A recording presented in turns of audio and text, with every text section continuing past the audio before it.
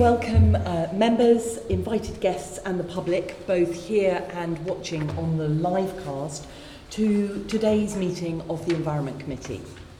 Today's meeting will be a discussion on tube dust in the London Underground, and we encourage anyone to take part in the discussion on social media using the hashtags AssemblyEnv and tube dust. We have a few short formal items of business to go through first. But can I ask everyone to check that your electronic devices are switched to silent and also not on vibrate, because vibrating seems to get picked up on the system. Do we have any apologies for today's meeting? Thank you, Chair. Apologies for absence have been received from Assemblymember Arnold and Assemblymember Gavron. Thank you. And can I ask the committee to note the list of offices on the report and ask if there are any additional interests to declare? Noted. No. Thank you. And can I ask the committee to note the standing delegation to me as chair, which, as agreed at the London Assembly annual meeting on the 6th of June 2019, as set out in agenda item 3. Noted. Thank you. And can I ask the committee to agree the minutes of the previous meeting held on the 22nd of May 2019 as a correct record? Agreed. And can I ask the committee to note the outstanding action from previous meetings? Noted. So this now brings us to today's main item for discussion on the impact of tube dust to Londoners. And can I welcome today's guests? We have Peter McNaught, the Director of Asset Operations at Transport for London. Welcome. We have Rikard Moen, who is the, have I got your name right? Head of Occupational Health at TfL. It's not Ricardo. It's not Ricardo. Ah, yes. It is Rikard, you have got it correct. It is Rikard, good, excellent. Professor Jenny Mindell from the Department of Epidemiology and Public Health at UCL, welcome. And Cray from the RMT, Stations Health and Safety Council member, welcome to everybody. So, tube dust. It started gaining attention back in the 1990s with people beginning to get a bit worried about the impact on the health of people working in the underground and on people travelling on the underground. I believe in 2003 the Environment Committee, long before my time, in fact possibly not your time, Tony's, within Tony's living memory of this committee, we looked at tube dust, trying to get an understanding of its characteristics and its health impacts. And then more recently it has come up both in 2017 and also earlier this year as part of larger inquiries about air pollution in London. But we really felt it was time to give it its own session so that we could look into it properly. So, as an opening question to all of you, and I'll start with Peter and move through, what is your sense of urgency with the issue of tube dust, and is this reaching a point where it may become unsafe? First of all, thank you, Chair. I think it's important that we say that at Transport for London we take the issue of tube dust very seriously. Since the Mayor got into power in 2016, we commissioned the COMEEP report. So you mentioned the report that came out in 2019.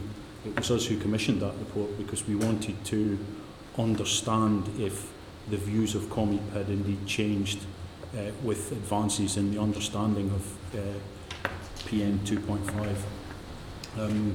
So we commissioned that report. We enhanced our cleaning regime. We brought together a working group across London Underground of our occupational health professionals, our trade union representatives, our engineering community, our maintenance community, our renewals community to look at how we could target sort of three main areas of targeting tube dust. First of all was how we stop or prevent the dust at source. Then there was how we would enhance our cleaning and removal of dust. And the third area was any further research that we would do to try and understand the impacts of tube dust. So on the stopping and preventing of dust, we obviously looked at the various things that create dust, from the wheel rail interface, the brake blocks on the train, the carbon brushes on the train, fabrics from our customers, the engineering work that we carry out, and we looked at how can we take action to reduce the dust created from those areas. And then on our cleaning regime, as I said, in 2016 we enhanced it, but we've since then been doing various trials to try to look at how can we make our cleaning regime even more robust. And then the further research, we've commissioned further research into the toxicity of dust, epidemiology studies and sickness studies of our employees who obviously are exposed to the dust for longer than normally a passenger would be. Thank you.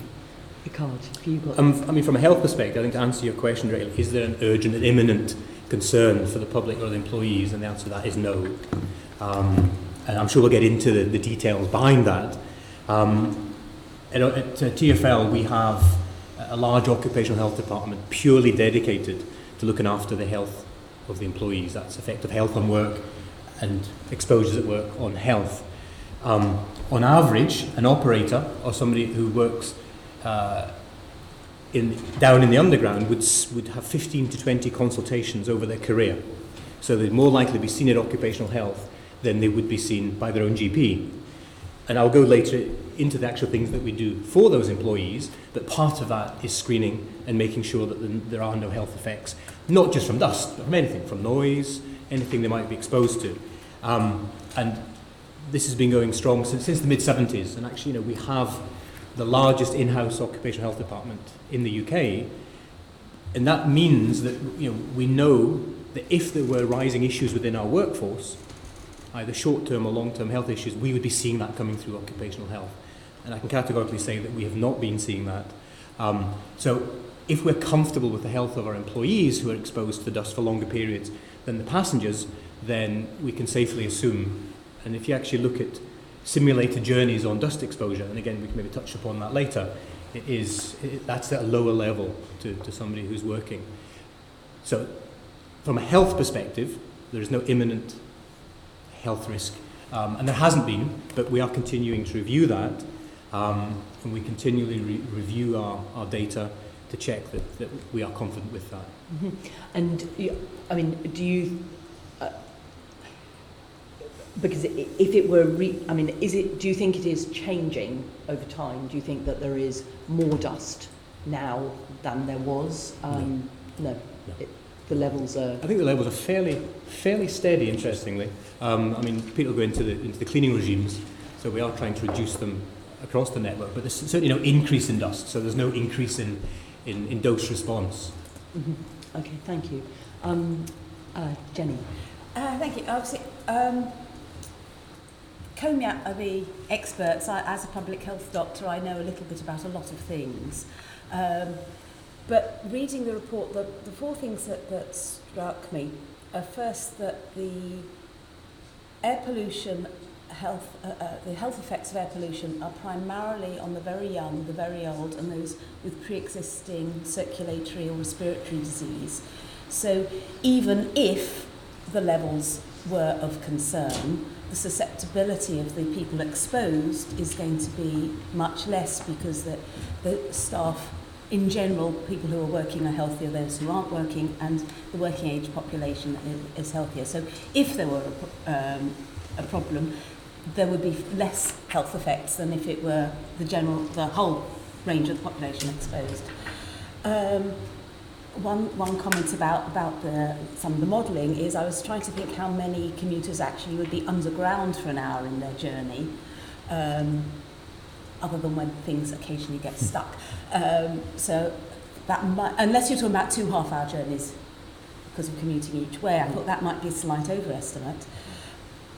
I'd be interested to hear a bit more about Hampstead because it is atypical because it's the deepest station. So if you want to measure what the levels and the composition of the chemicals in the particles are that are almost exclusively because of or due to or within the tube system, it's the ideal place.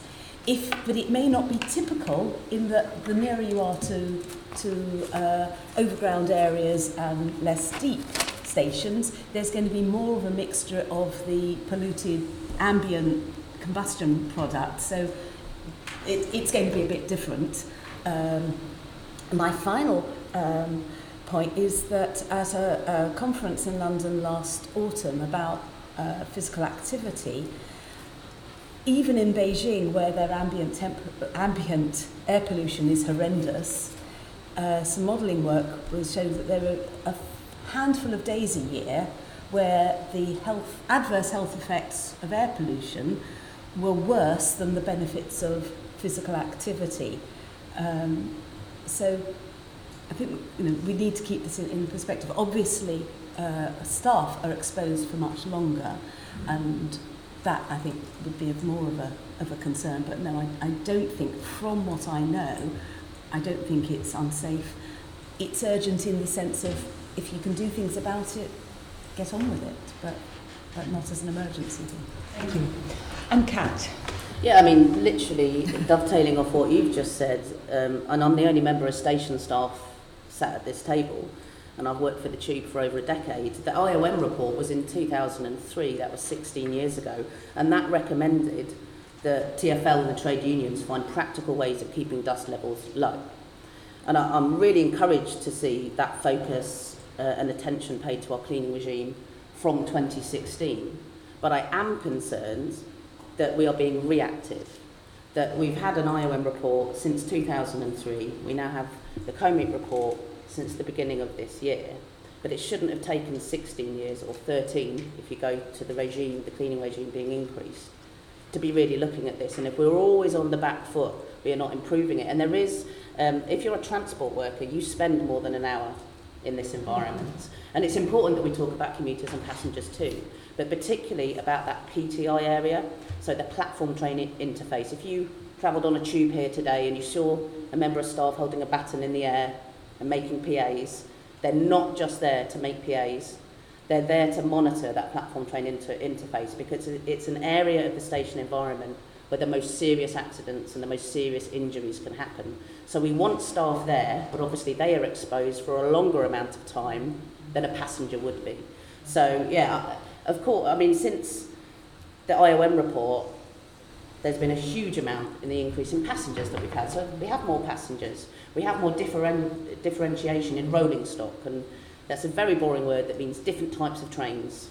So you get on a Jubilee line train, it looks different to a Piccadilly line train, it looks different to a Metropolitan line train. But all of these things, and I'm sure we'll get into it in the iron content and the metallic elements in the air quality, because it's big heavy trains on big metal wheels, on big metal rails. So that is going to affect what type of air we're breathing in. So we do have to consider all of these changes. And yes, I do think there is a danger, and I think we need to be careful saying, don't worry, you're fine. If we had a report from 2003 saying you need to do something, and in 2019 TfL have quite rightly said we accept the findings in the COMIT report, we do need to not stand by and say everything's okay and focus too much on making ourselves look good, and actually what can we do that isn't just reactive but is looking ahead 10 years, 20 years, 30 years. Thank you.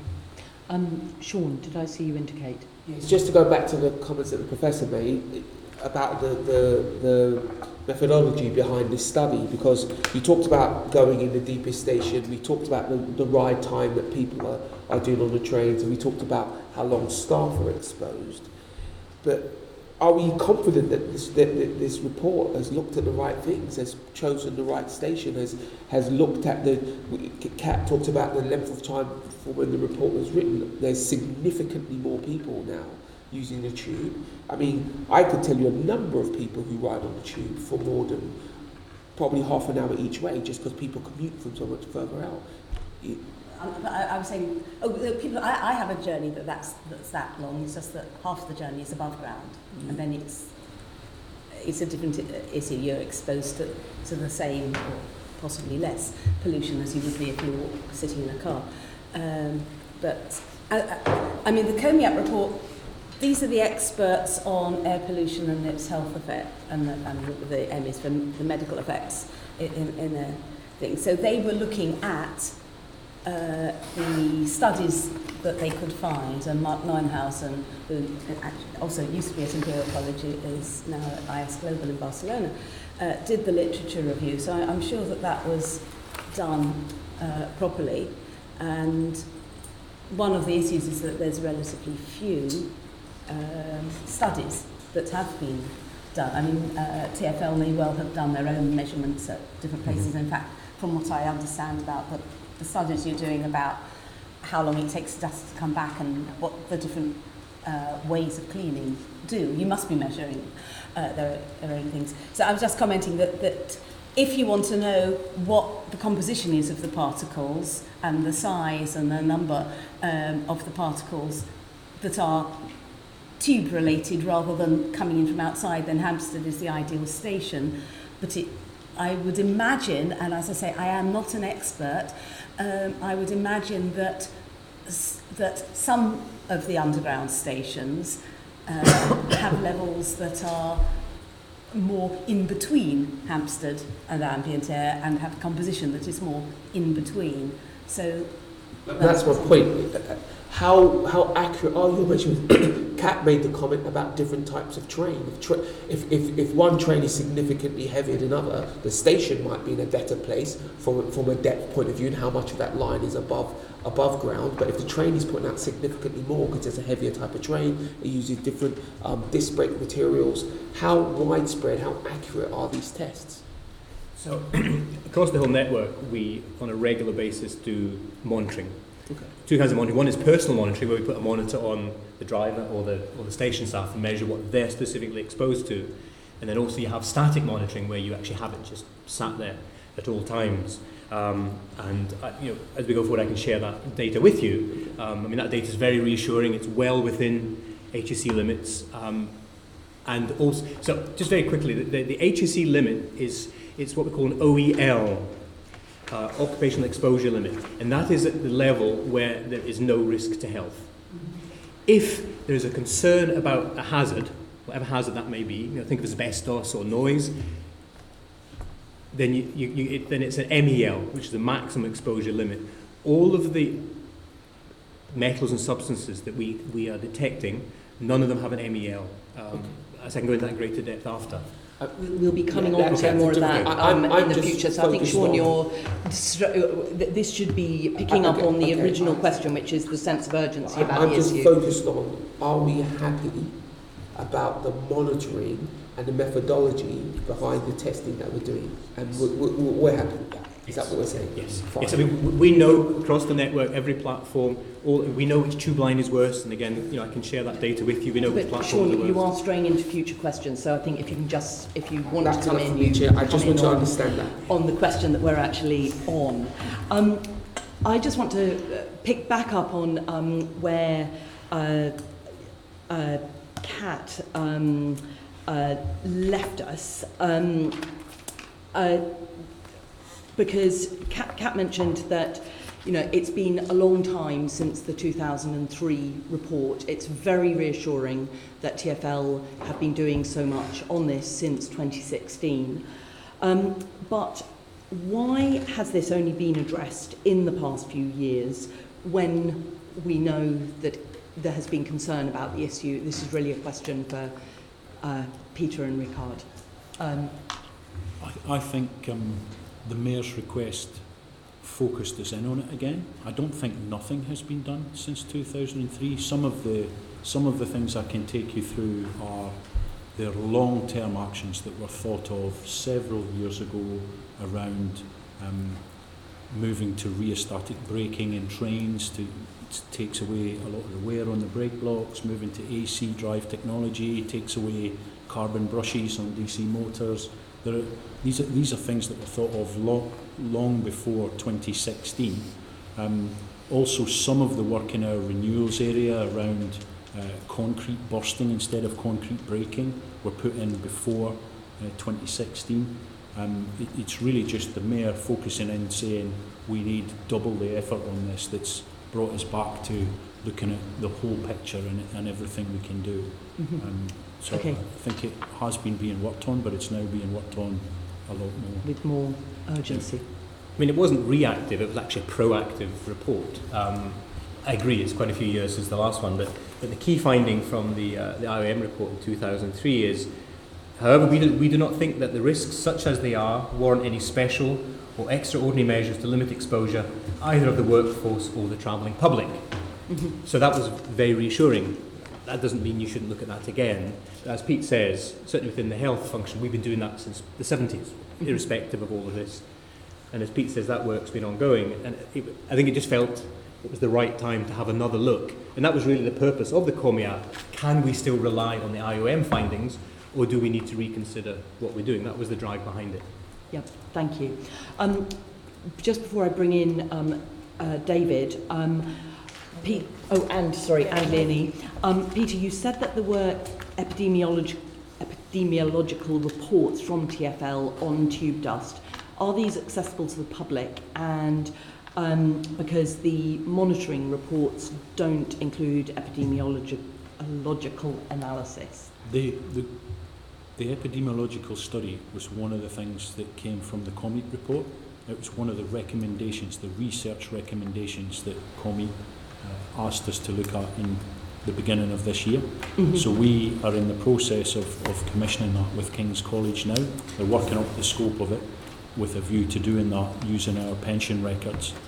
It'll take some time because we're going to look at employees over the last 50 years to understand impacts on cardiovascular ailments that may have caused people to die after they have left London Underground. We've also commissioned a report with King's College and Imperial College to look at sickness of our employees, which we will get the results on much sooner, I think within the next 3 to 6 months. And will those be made public when you get them? If you could send those specifically to this committee, we'd be very grateful. So just to answer your question, we actually haven't done full-blown epidemiology studies, because it's expensive to do. But we are following the COMIAT report, and we are doing. But King's and Queen's College, they're doing ongoing research on the dust, and any research that is done gets published, whether it's good, bad, or indifferent, will get published. So we've done our own work internally. And I'm relatively comfortable with what we have, but you want there to be an independent, outside academic body, like COMIAT, to say good, bad, or whatever, and that will always be published. And we have no influence, even if the results are bad, to say we don't want that to go out. So that will all be published. Okay, Can I just make a very brief point? Because as you said, the IOM report said there was no substantive harm, but the COMIT report said that we can't rule that out. Yes, correct. And that is significant. Yes. Okay, and it also said, this is, if you go to the statement, paragraph 3 of the COMIT report, or if you go to the end of paragraph 3, page 2, where it says there is insufficient evidence to provide quantitative comment. So going back to your point, what it's saying is we need more studies, we need more consistent measurements, and I do contest what Peter said about monitoring on station staff in particular. That hasn't been done enough, and there is some disagreement about that, because the mobile monitoring is much better than static. But also, we are not monitoring and measuring the effect on our station cleaners, who could possibly be spending more time in a platform area than a member of London Underground staff, except for they, on a technicality, have a different employer. So any member of staff who works for London Underground who could be exposed needs to be considered, and we must not rule cleaners out. Thank you. It didn't occur to me that cleaners would be left out, but thank you for... Me neither. for raising that. Okay, so I have... Leonie, you wanted to come in on this first. Yes, it was just really to try and understand why there was a report in 2003 and then there was this huge gap to 2016, and what action was taken. I mean, you have said, it's not that we were doing nothing, because that's 13 years. I mean, what were the first mayor and the second mayor doing during that period of time? Because I know a number of people are now sort of saying, it's dangerous and it's really high, and we're saying that we need more information. And I just wondered if TfL could explain, what action was taken during that period of time.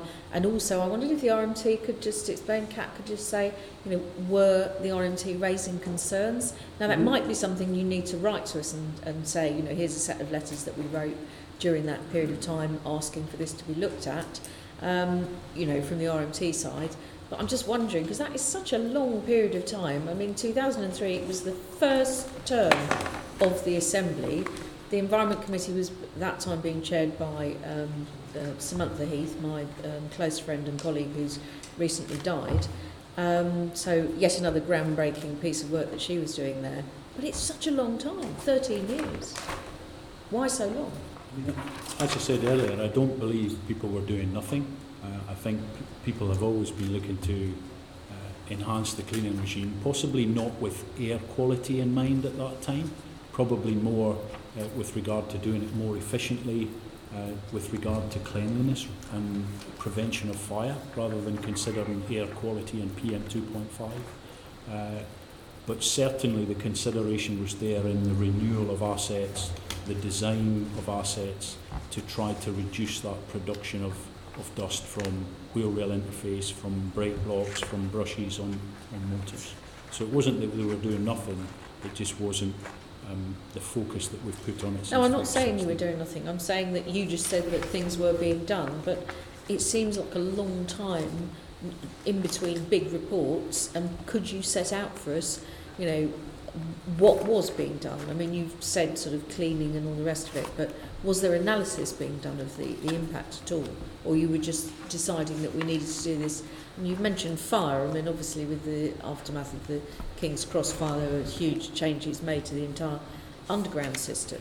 But I'm still not getting a very clear picture of, you know, how things might have been moving forward at all. I think, as I say, they were moving forward in the design and renewal of assets. So when the assets we were replacing, we also, I mentioned, in our renewals area, we identified that the work that we were doing when we were breaking out old rail and replacing it, the methods we were using were creating quite a lot of silicates and putting silicate dust into the underground. So we moved to different methods to reduce that. We've since, and this is, I'm now talking since 2016, we've started to seal off the areas where we work, to isolate them from the rest of the underground and then clean them before we reopen them up. We have done the same around grinding. I understand that, and I do know about that, and I think it's a really good thing, because obviously construction dust is another plague in London, because we always seem to be rebuilding the city all the time. It's the period between 2003 and 16.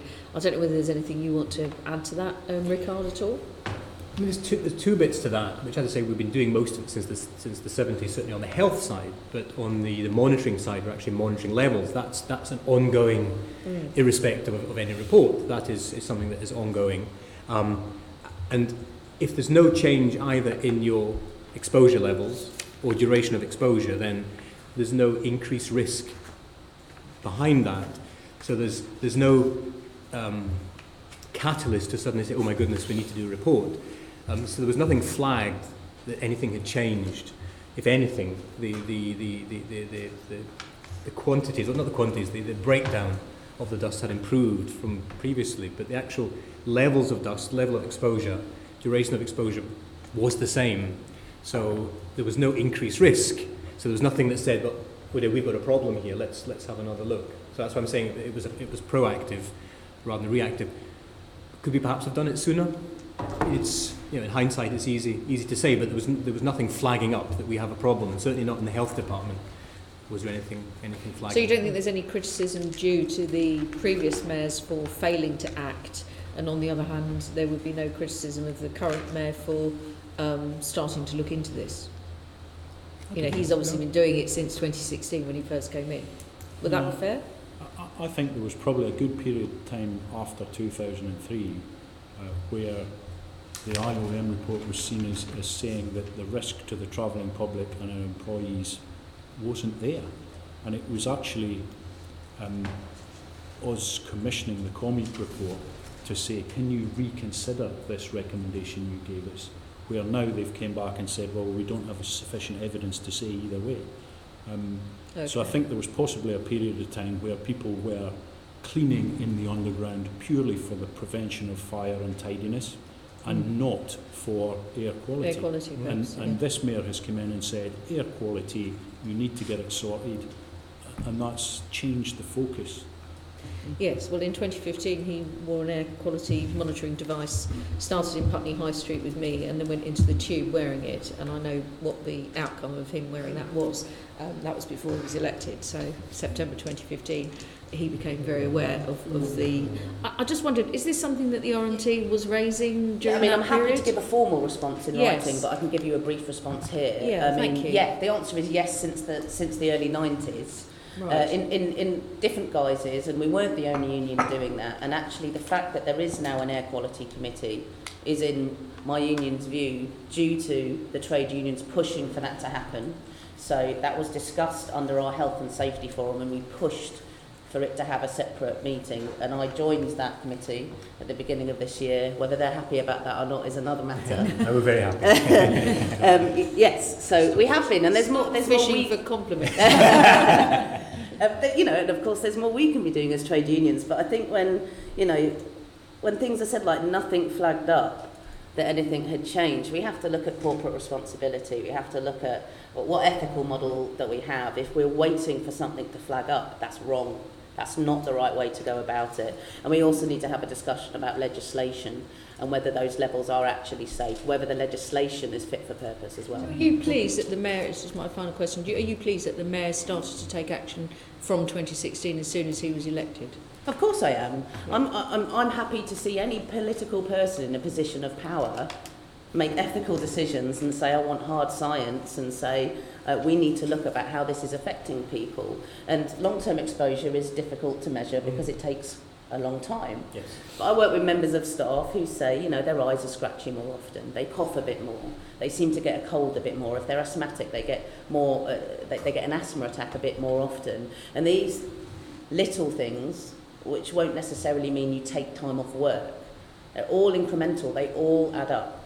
So, I get to sit in these meetings and hear some of the genuinely innovative things that you're doing, but I also go back to workplaces and hear people talk about their experience and feel that they don't feel duty of care is being shown to them.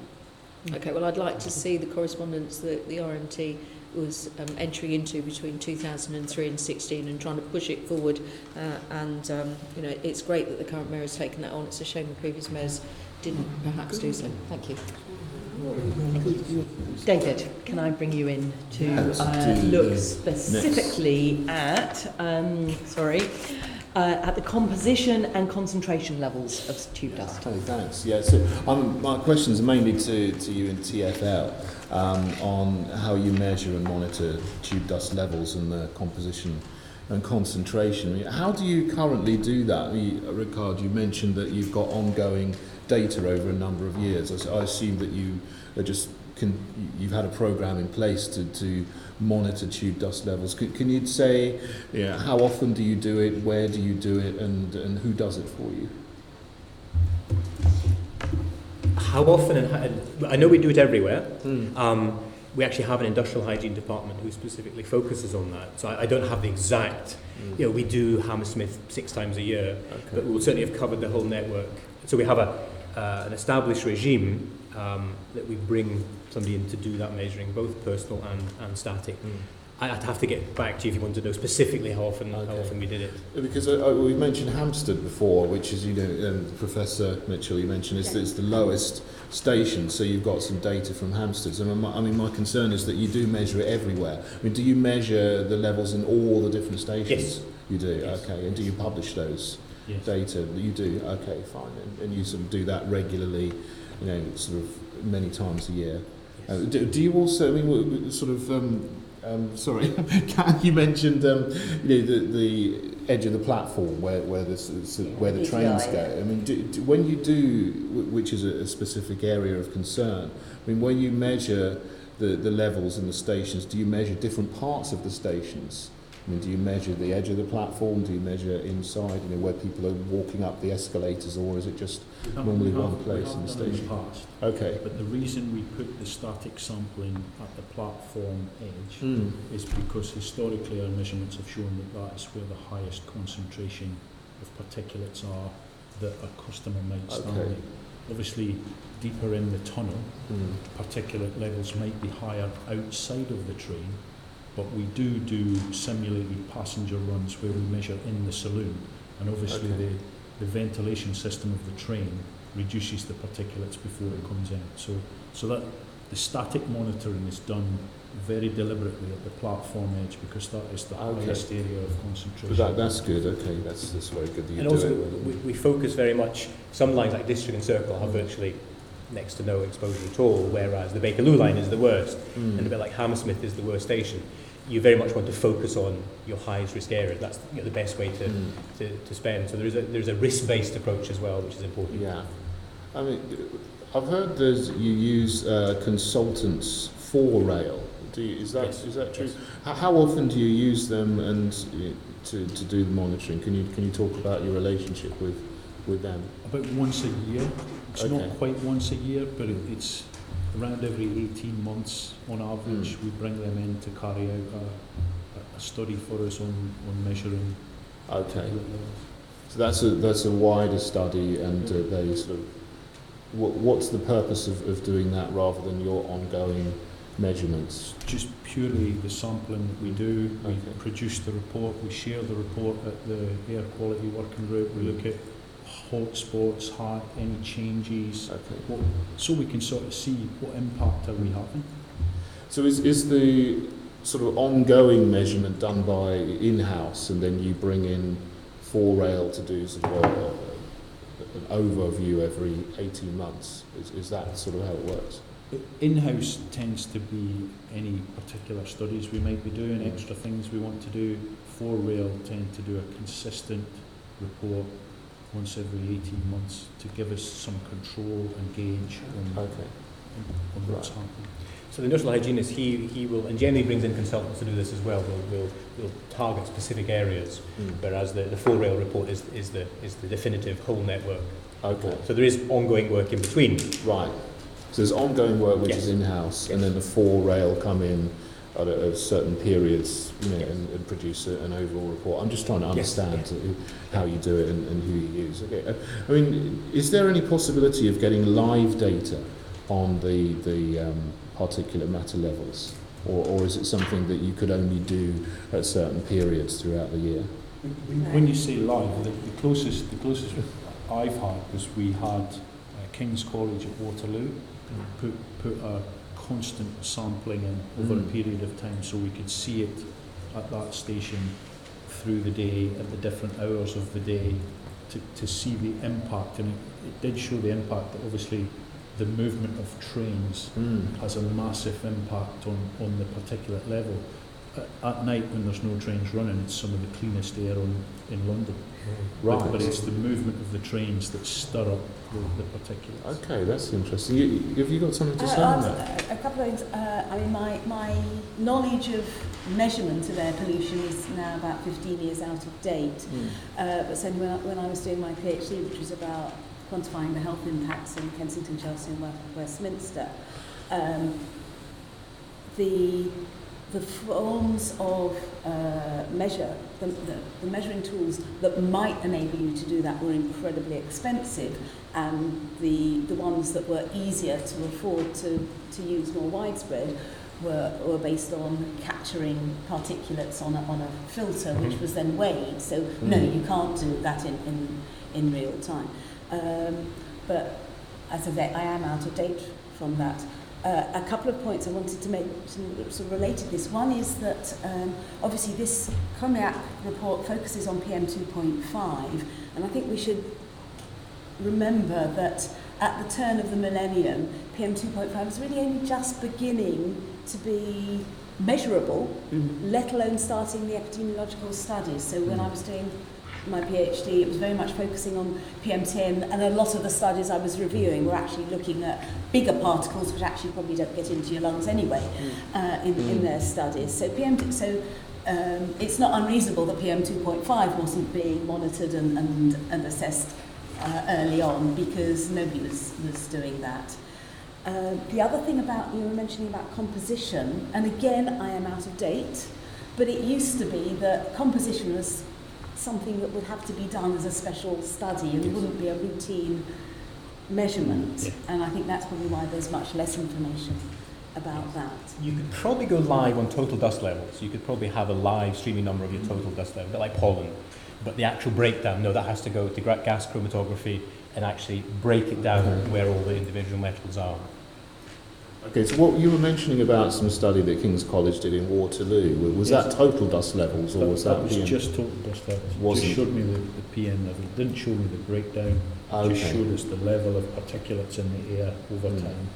So that wasn't PM 2.5s, because I mean the PM 2.5 levels might still be high, even if the total dust levels would be varying sort of at a much greater level. I'm not sure if it was PM 2.5, PM 4.3. It was actually PM 2.5. So 2.5. So the PMs is just the size of yes. Obviously. So it encompasses everything that's 2.5 or below. So the total amount. Yeah. Well, actually, I suppose you do have total respirable dust. You probably have what we call nuisance dust. But is that 4.3, isn't it? That's the but by 2.5 you capture everything that you want to look at. So the study in Waterloo was PM 2.5. Yes. Okay, yes. so it is possible yes. to do that. When was that study? Because I mean, Professor Mitchell talked about 15 years ago, but was that study more recent? Yeah, it was last year. Oh, so that it's now possible that you can do that and measure it sort of in live time, but not the chemical breakdown. No. So I mean, the PM terms confuse me. I like to think of it as a shovel full of gravel with medium-sized stones, small stones, and sand, and I put them through a PM10 sieve, and everything falls through. That's PM10, PM4.3. The medium-sized stones get stopped and the small stones and the sand fall through, and PM 2.5, the small stones get stopped and you just have the sand at the bottom. And they're the fine particles that can get right in to your lungs, to your alveoli. So obviously that's why we're told that the PM 2.5s are the most hazardous to health, because they can get deep. But it's worth pointing out the legislation doesn't require you to measure that, PM4 and above. Yesterday I found a diagram from the American Environmental Protection Agency, which hasn't yet been closed out, and just showing about the size of these things that we're talking about. That might be the most dangerous to health, and this is really where it's important, because this is where ambient air and underground air is very different, and this is really important, is it's the size of the particles. So the average size of particles in ambient air is 0.2 milligrams per cubic meter. The average size of the particle in the London Underground is 20 times the size of that. Sorry, 0.2 milligrams. 0.02 milligrams per. That's a concentration level, not a size. Correct. Okay. And that's how PM 2.5 is measured. Now, there's two ways you can measure: is either total particulate or the weight that you collect in that sample. And this is why, because the elements in the underground are much heavier, which is why the PM 2.5 is 50 times higher than the ambient. It's not 50 times the risk.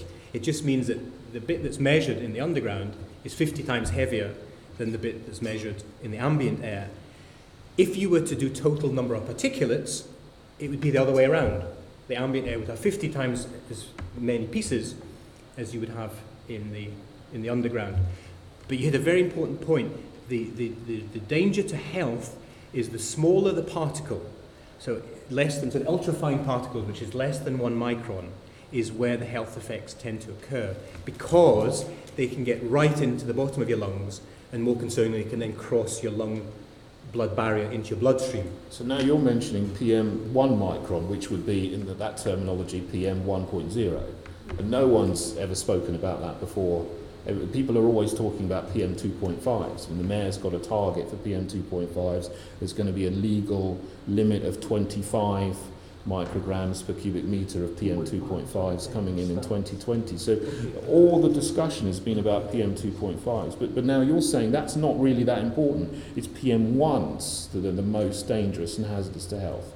I'm not saying it's simple. I mean, there are different constituents. So you have your volatile organic compounds and your carbons, which are bigger. So to capture everything. So the larger the sieve, the more you catch. So you have to set that somewhere. You could potentially measure both, to look at both. But 2.5, you capture everything.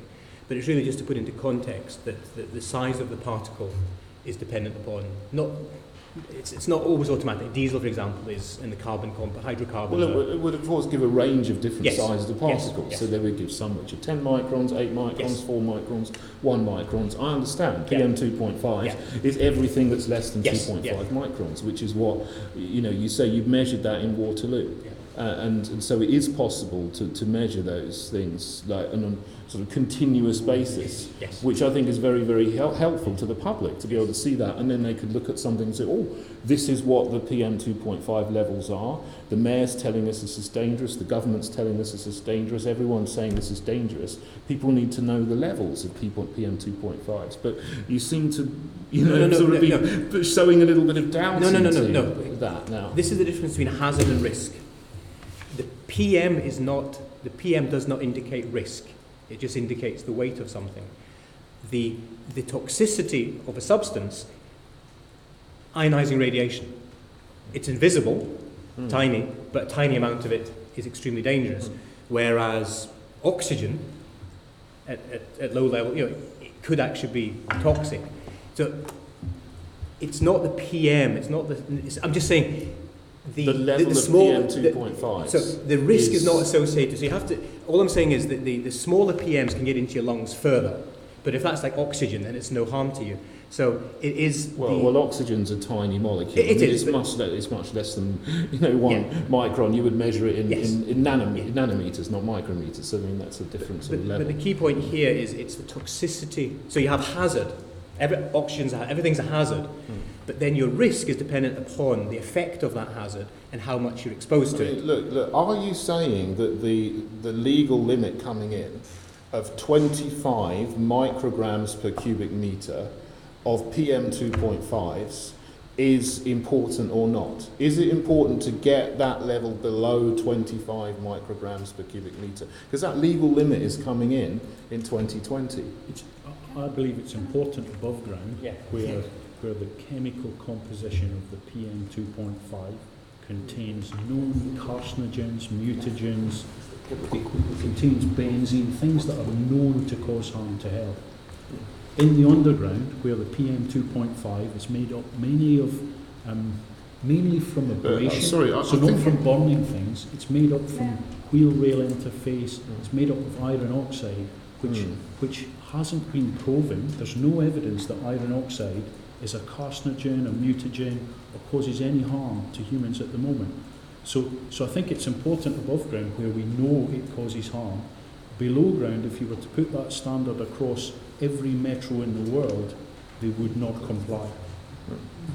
So you're saying that it's not dependent on an absolute level, it's dependent on the composition of the particles, it's important. the materials. We should all be trying to reduce it, okay. But to try and apply the above ground limits of known mutagens and ambient air. I would take it. You mentioned benzene, which is. Could I just mention you're straying towards the section on sorry. health? So okay, sorry. No, don't worry. I just wanted to alert you because Sean will be wanting to come in. Sorry, and also, David, Jenny has been indicating for a while that she wanted to come in. Professor. I just wanted to say that yes, I think it's great that there's going to be a new legal threshold for ambient air. Now we know that the ambient air in London is primarily from combustion, and all the epidemiological studies that have the majority of epidemiological studies, because some have been done around factories and things, but most of them that have been in cities are related to combustion, sometimes from power and other things, but mostly from traffic. And we know that that is very harmful. And to get that down, get rid of cars. And electric vehicles, also have emissions from tyres and brakes and this, that, and the other. So the composition is very different. That the combustion particles are mostly a lot smaller than the particles in the tube. So you have far more of them for a given mass.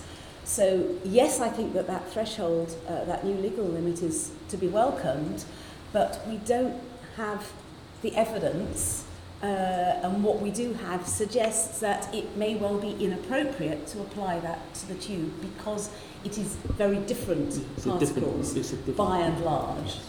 Okay. But I don't know enough about it to be certain about that, and that's, I think, one of the problems is this uncertainty.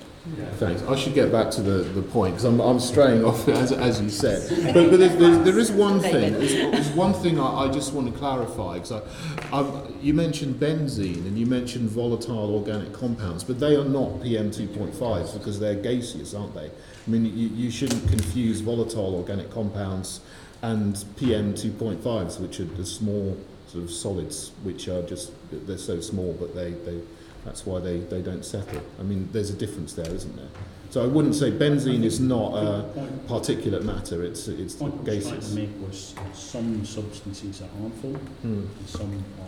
Yeah, obviously benzene is a class 1 carcinogen, obviously, but it's not a PM 2.5. This could be a glass of white spirit. I could have another glass of water. I know which one I'd rather drink. Of course, but my point is, benzene is not a PM, is it? It's not a particulate matter. So I think when we talk about particulate matters, we've got to stick to the things that are particulate matters and not confuse them with volatile organic compounds. Anyway, I'll get back to the point. Get back to your question. Sorry, but I can't help it. You finished your question. It's a chemistry question. Sorry.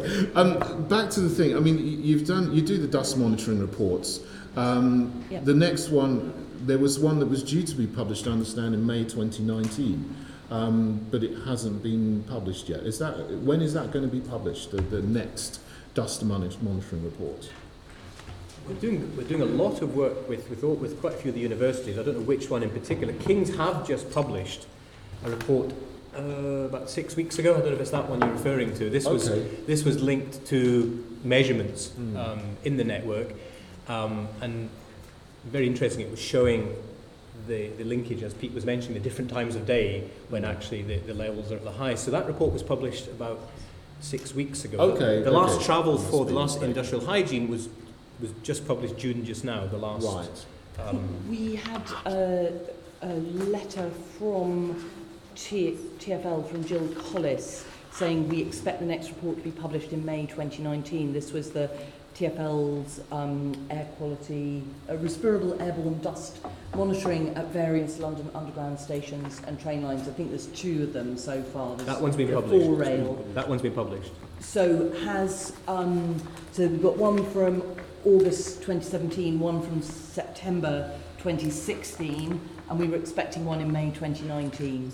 So the one you're showing me there was published at the beginning of this month. Okay, not on the website that we were able to find, but if you can send it to us after the meeting, that would be great. It was issued 11th of June. That's that one there. So we can forward that to you. Yeah, that's great. Thank you. by 4 rail. Yeah, 4 rail. Okay, great. But King's also published a study probably about 6 weeks ago. Okay, fantastic. Yeah. Now, just before I finish, I mean, I'd like to ask you about the variations in your measurements across stations and different lines. When we talked about Hampstead, you talked about Hammersmith. Does Hammersmith also being the deepest station, I mean, have you found any sort of patterns between station design or the sort of levels and clusters of stations along a particular line, or is it all random? I mean, what sort of, is there any connection between the type of station, the lines, and the levels of tube dust? There's definitely a connection between the deep tube lines. So we had a discussion earlier on where there was a concern raised about heavier trains.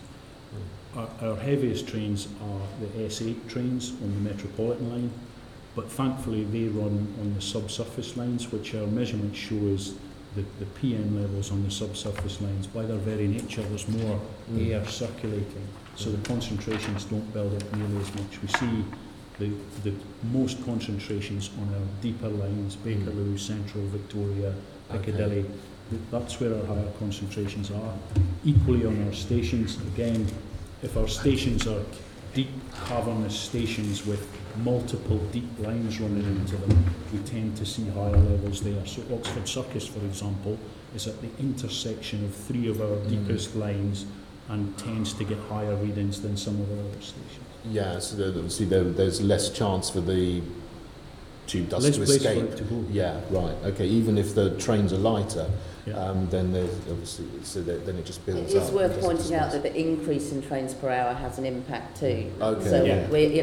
with newer signalling systems means trains can be closer together, means more trains can be closer together in one area.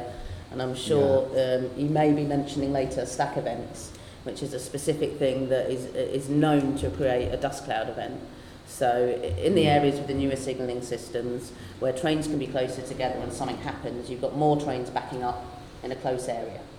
And that is known to create dust cloud events. And how do we solve that problem? We have more people using the tube, we have more people needing to use the tube, we have more trains in one area, but something goes wrong, there's a ripple effect that can immediately create an unsafe environment again at that platform train interface. Yeah. We have all that. It's very interesting, the data. You can actually track on the network if you were a passenger, your exposure from each of the platforms. And as Pete said, it's the depth. But then that starts to get less as you get close to a surface, 2 or 3 stops before. So your actual time, if you're travelling the whole length of that line, there's only parts of it where you're actually exposed high. And there you can see on there, actually, there was a breakdown across all the lines. And you can see District and Circle, negligible, but the Victoria line is... The deep lines obviously higher, and the 4 sort of circle lines and the connected lines are much less, And the back up to the very good point there is that one of the main reasons why London Underground has higher dust levels than the other metros in the world, one, yes, it's older, yes, it's deeper, but actually with the new efficiencies that we have, touching upon that, the trains do now move a lot closer together. And the data is, as Pete says, at night there's no PM2 at all. As soon as the trains start running, and the peak is when the trains are running at their most, and then back again at rush hour. And that is one of the reasons why that London Underground has higher levels than a lot of the other metros. Yeah. You've obviously done some work into understanding some of the sort of variables that would cause high levels of tube dust, but are you taking any of these things that you just said into account into working on stations and lines in order to try to reduce those levels? Mainly in ventilation, so we haven't found a particular aspect of a station design that increases PM quantities. What we have found is if a station connects to a number of deep lines, then the PM levels are higher, because we know it's the deep lines that have the PM issue. I don't think it's the station design, I think it's the fact that it connects to those lines and therefore is a conduit for air to get in and out, and therefore the PM levels are higher at that station. Lack of ventilation, number of lines. Ventilation certainly in our new designs is something that we are taking seriously, because our older lines, there are not many ventilation shafts. And certainly from Barcelona, they did a study where they looked at the ventilation fans and the impact it can have, because the more air you can bring in, the more you can dilute the particulates and reduce the levels. So. But bouncing off that, when we tried to simulate something similar, to use the example of Barcelona, we found our equipment that could be bidirectional had not been maintained properly, and therefore we couldn't try that. So we do have to have a conversation about basic maintenance, upkeep, what those regimes are, what has changed since 2003 in our upkeep regimes and our maintenance. If we can't get the basics right, that's going to have a significant impact on what controls we currently have, as well as the conversation we're going to have about what other controls that we can introduce. I mean, literally, if you've got a ventilation system that breaks a lot, or that we don't fix as quickly as we used to, that is going to directly impact air quality. Okay, well, thank you very much. Thank you, David. I'm now going to move us on to some questions from Sean on the health risks associated with tube dust. I think the upshot of the last section is just this, seems to me that the composition there in the tube is slightly different to what it is at street level, which leads to a number of questions. It sounds like it's more dangerous at street level, so just exactly what I'll be pumping into the tube. I just ask you to consider that. Pump it the other way. Yeah, exactly. I just ask you to consider that. There's a point where the tube might be safer. There's no conclusive evidence that toxicity and morbidity of tube dust, there's no conclusive evidence about the toxicity or the morbidity of tube dust. What is currently being done to build this level of evidence? Because we talked about what previous mayors had or hadn't done, but of course they didn't have the technology that we have now. The professor explained how you had capture air back then. We had a big conversation about what you couldn't do live then, which you may be able to do now. And of course, air quality is much more on people's minds than it was then. And I believe it wasn't the mayor, it actually was a TfL board member who started pushing about what's happening in the tube currently as we speak. So it'd be interesting to understand, is there anything new happening to look at the toxicity in the tube? Great question. Yes. So I'll leave the epidemiology studies aside. That's what we're doing with King's College and Imperial. That's not answering your question, but specifically on the dust itself and the effect on one is looking at anybody who's really using the network. With our support and the MRC, King's College is repeating the study that they did on Oxford Street, which is where they take people with COPD, which is chronic obstructive pulmonary disease, so failing lungs essentially, and they monitor them. Walking around London. They're going to do the same study, and we've approved this, and we're co-supporters of it, putting the same people into the underground and measuring the effect on their respiratory and the cardiovascular, and they will then be able to and then use the control from the surface to see, is it worse? Is it better for these? So you're taking a vulnerable population who already have significant pathology, and like the asthmatics is the population that will be impacted the most by anything that's in the dust, whether it's toxic or not. So that is a large project, a really exciting project that, and as I say, it's a repeat of the Oxford Street study that they did. That will take a while, because it's a really full-blown, and it's using St Bartholomew's Hospital in coordination with them as well. So that is looking at the health of the people. And into your question, looking at the toxicity of the dust itself. So we're working both with Queen Mary University, who are currently taking samples and looking at the bit in the report, and certainly scientifically, the constituents within the dust in the underground, as far as we know, have no health effects. But there does seem at high levels, but this is in vitro studies, in the laboratory, there does seem to be an increase what we call an oxidative and inflammatory response. That doesn't seem to be replicated when you do the in vivo, the in-body studies, but nonetheless, that evidence is there. So they're going to be taking that dust, as are Leicester University, so take the dust and then see in the laboratory what this response is. It's very, then try and correlate that back to the human. So we are looking, one at the shall we say, the in vivo part of it, which is the people, and then the in vitro bit in the lab. There's two studies going on. One has started and one is due to start soon to know actually how toxic is this dust. So just to quickly ask Kat, are you aware of any additional studies being done for and involving staff? Because the upshot of this will be beneficial for everybody who's near the tube. But of course, staff are in a slightly different situation, more time at the trackside on a day-to-day basis. I'm not aware of anything else beyond what Peter has mentioned, and there's some things that have been mentioned in the air quality committees that I've gone to that have involved station staff that I've never heard of. Okay. So, and if that's simply a communication issue, we can address that, and we can ensure as many people as consistently as possible take part.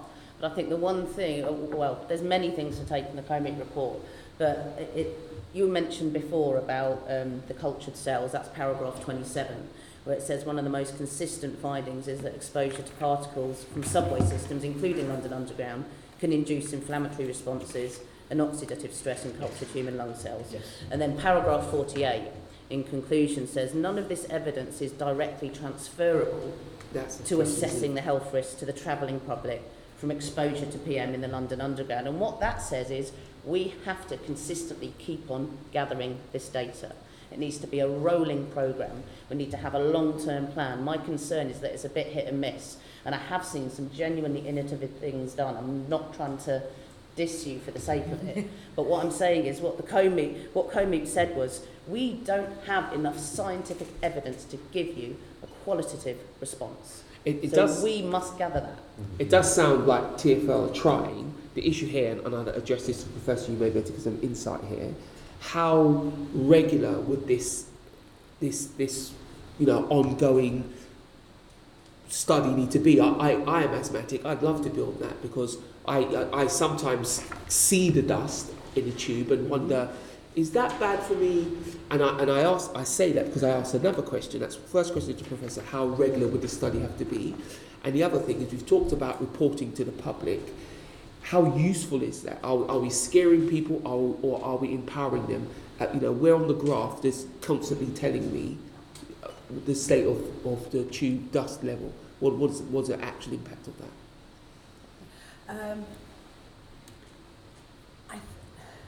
How regularly the studies need to be done, I think, depends on how often things change. Yeah. So if you're studying what the effect of the air as it is, and you know from detailed monitoring not only about the levels but also about the composition that it hasn't changed, then unless there's a change to the sort of people using it, the underground or working on the underground, or to the sort of health conditions they are likely to have, then you shouldn't need to do those studies too often. So you need to be monitoring all those things to know if they're changing, to know if you need to repeat the studies. I mean, the thing about the in vitro studies, it also does mention that the concentration is about 2 orders of magnitude higher than it would be.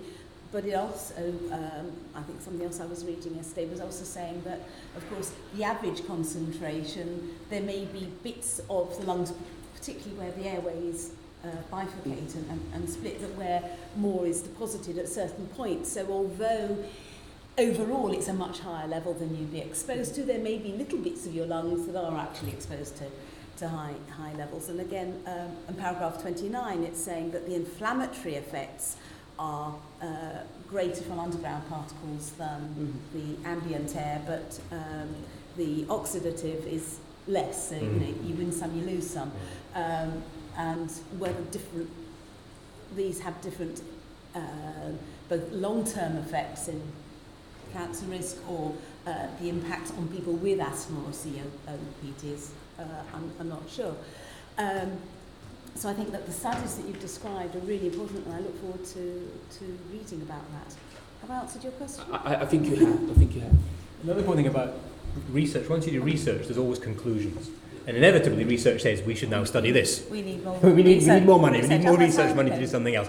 But that's fine. You move the knowledge forward every time you do a research project, and you'd probably be guided by the findings in the research project to say, well, this should be done in a year's time or 10 years' time.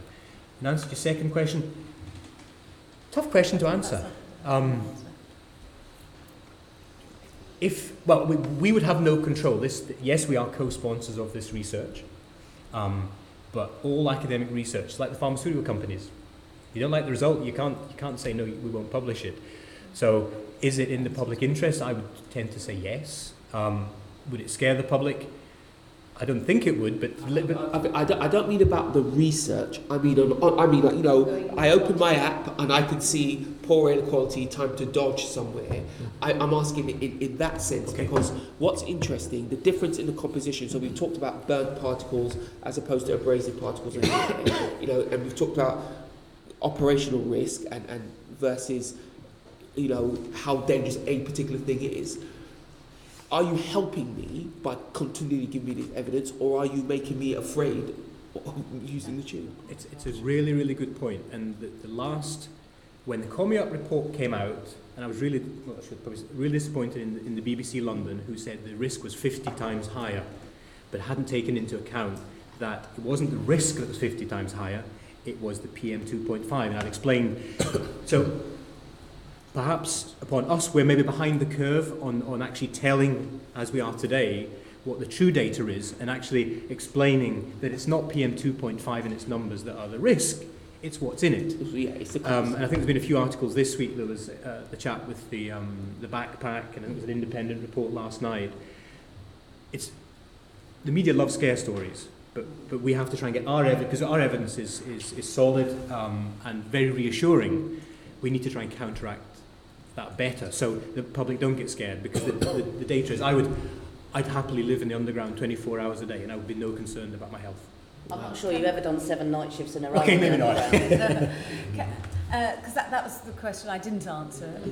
Because I think what's also important is what people would do instead. So if you're, I mentioned Beijing and cycling at the beginning. If people had this information and were scared to go use the underground and sat in a car where the air intake is from the car in front and their levels are much higher than the ambient air, even as measured roadside rather than further away, and they're sitting rather than most public transport journeys involve, many people consider it as active travel because most people walk one or other of the journeys to or from the station. So overall, the health risk is probably greater from not using the tube if you're travelling in another way that is less healthy, or if you're not making the journey at home and being at risk of social isolation.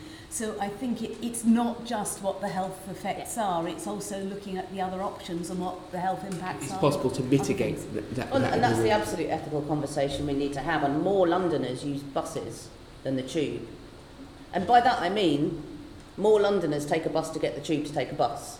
Okay? So we need to be having conversations about what they're breathing in when they're sat on their bus, on the way to the tube, on their walk to work, to get on another bus. And that's where there needs to be an integrated approach, and you're quite right. So social exclusion, affordability, amount of time. Is there a way that people don't need to take the tube as much?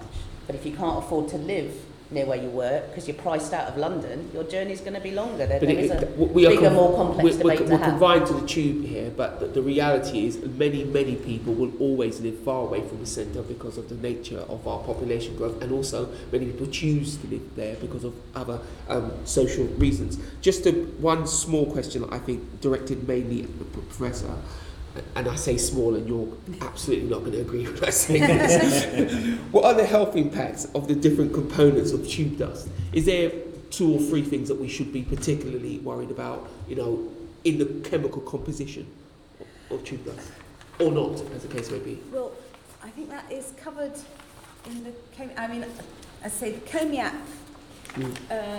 members are far more knowledgeable about this than I am. So if you look at paragraph 37, it's saying the levels of copper, vanadium, cadmium, cobalt and zinc were not of toxicological concern for the general population. Arsenic, iron, manganese and nickel are unlikely to be of toxicological concern. And even when it comes to iron, going back several decades since I last looked at this, there's ferric and ferrous, and one of them is inert and one of them isn't, and one's got 2 electrons missing, one's got 3 electrons missing, and I can't remember which way around it is. And I know, for example, if you're taking iron to prevent or treat anemia, one sort works and one sort doesn't because the body can't absorb it. So it's not even what the chemical composition is, but what form it's in that affects it, and that needs to be studied by people far more specialist than I am. I can answer that if you want. So the composition, that's all it is non-ferrous, so it's ferrous oxide. So anywhere, depending on which report you look at, anywhere between 45 to 70% is ferrous oxide. Iron is an essential part of the body, and there are no health effects. Just like to get my iron intake from tube dust. No, unfortunately not, because it doesn't go into your gut. If it went into your gut, yes, you could. Okay. But unfortunately, it comes into your lungs, and because of the large particles, it gets ciliated back out again. At very, very, and I mean very high levels, chronic exposure, you can get a thing called siderosis. Yes. Which is where the iron gets. Normally, your body can get rid of it quick enough.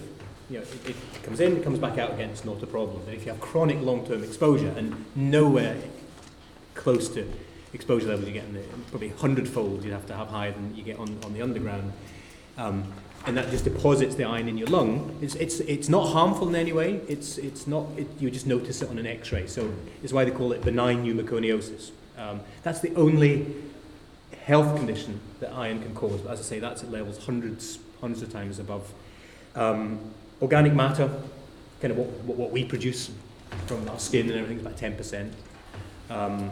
Calcium oxide is about 10%, and there's no health risks from calcium oxide. Elemental carbon is 7%. So you're saying, this goes back to your earlier comments about levels of exposure, legal limits, what is dangerous. Currently, as you understand it, the chemical composition of the tube dust, there are very few actively dangerous elements in it. Precisely. Okay, that's. I'm just absolutely 100%. And that was what I'm getting at the very beginning. You know, it's how toxic is that stuff you're breathing in. There are a list of other very, very, like cobalt, the zinc, vanadium, but they're at minuscule levels. You know, you would find those anywhere. So I'm going to stop so the chair can move on, but it just falls, I think it falls to TfL to clarify these things, because as an asthmatic, I can see the dust. It worries me. We need information, both staff and public, to help us understand what we're seeing, so that we can not worry, because we don't have a choice. Most people use the tube, don't do it for the fun of it. They do it because they have to. So I think it's important from a public health point of view to help us understand what's going on. Actually in it, yes. Yeah, because the wider air quality conversation that's being spoken about, we're just transposing those details into the tube. I mean, we could probably do that in the report that gets issued. We could probably have an explanation in there around the sort of main composition. And I take it to food labelling, which is one of the most horrific things in the universe for its complication. You need to be a scientist to understand. But the one thing that does work is that very simple traffic light system. You can look at it and think, well, this is too salty. I should probably buy peanuts with no salt on them. You know, we need something like that. Okay. One thing I was just going to say was, Sean, obviously the particles that we're talking about are so small you can't actually see them. So the ones you're seeing are the bigger ones, but they probably indicate that there are smaller particles as well. You make my point for me, because I'm worried about these big particles that I can see and I shouldn't be. I should be worried about the ones that I can't see. The point I was going to make was that whether you're talking above ground or below ground, in general, if you can see it or smell it, that's not what's going to do you any harm. Hanging your sheets out and they all turn black is fine if you don't mind washing them again. It's annoying. I mean, it's not fine, but in terms of those particles are not going to, they may not even get to your nose, let alone into your lungs. It's the stuff, it's the invisible, smellless stuff that's not. But the invisible stuff can, if you're doing an 8-hour shift, and it can, it's like, and also like cigarette smoke, you know, cause eye irritation and all these. You're right, but you make my point for me, because we are worried or focused on the wrong things. Help us to understand so we can focus on the right things. Agreed. Okay. Just a simple, very brief question. Would it be fair to say that from what we have heard, and I will ask you the same question, Chairman, that it's simply an urban myth that travelling below ground is worse than travelling above ground? When you say an urban myth, it's a misunderstanding. People just looking at PM 2.5 levels and not considering the chemical composition of what's in. Surely it's simpler than that. Either it is worse travelling underground than above ground. If it is worse travelling underground than above ground, it's not an urban myth. So it is an urban myth. So thank you. Is it an urban myth?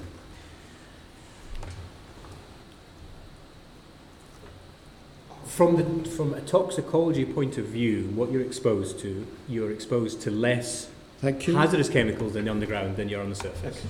Professor? We're talking just about air pollution. Yes. Probably yes. Yeah. And does the RMT agree with that? I don't agree with the way you're asking the question. But I'm asking a question that the people outside can understand. Absolutely, and quite rightly, as Sean was saying, it's about having an understanding, a genuine understanding about what the problems are. But I am concerned that if if TfL are acting on the defensive, we're not actually looking at what's important. So quite rightly, as you both said, PM 2.5 versus ambient air pollution are not comparable in the same terms, and that's what the COMIT report says. But I think if we ask aggressive questions or try to exaggerate or make it a little bit of entertainment, we're not going to have those meaningful conversations. It's not a question of entertainment. It's precise as my colleague has said, and indeed people from TfL have said there has been this kind of frightening stuff going around. Oh, it's dangerous. You can't go on the underground, and they list all these possible things that might be there, which are so minuscule they couldn't conceivably have any effect. And surely our function as a public body ought to be to go out and say, this is nonsense. This is an urban myth. I think we're not hearing it's nonsense. We're hearing that there are very... It's pretty close to nonsense. Well, Tony, if I could just say that one of the things that I was going to bring in, that if a commuter were to spend half an hour on the underground, say at 302 micrograms per cubic metre on the Jubilee line, twice a day, 5 days a week, 48 weeks of the year, and the rest of the time they would spend at urban background level, which is about 18 micrograms per cubic metre, their average exposure across a year would be about 26 micrograms per cubic metre, which is similar to spending the whole year next to a busy road. And with the underground, so actually those regular high exposure to PM 2.5 and smaller particles could be having an impact on people's health across a year. Is that right or is that wrong? Can I re-answer the question, which is, yes, it's an urban myth that it's worse, but that doesn't mean we shouldn't be trying to reduce both of them, because just because A is better or worse than B doesn't actually mean that there may not be some harms from both. Obviously I agree with that, but I've been reading all this stuff in the papers. I travel on the underground every day.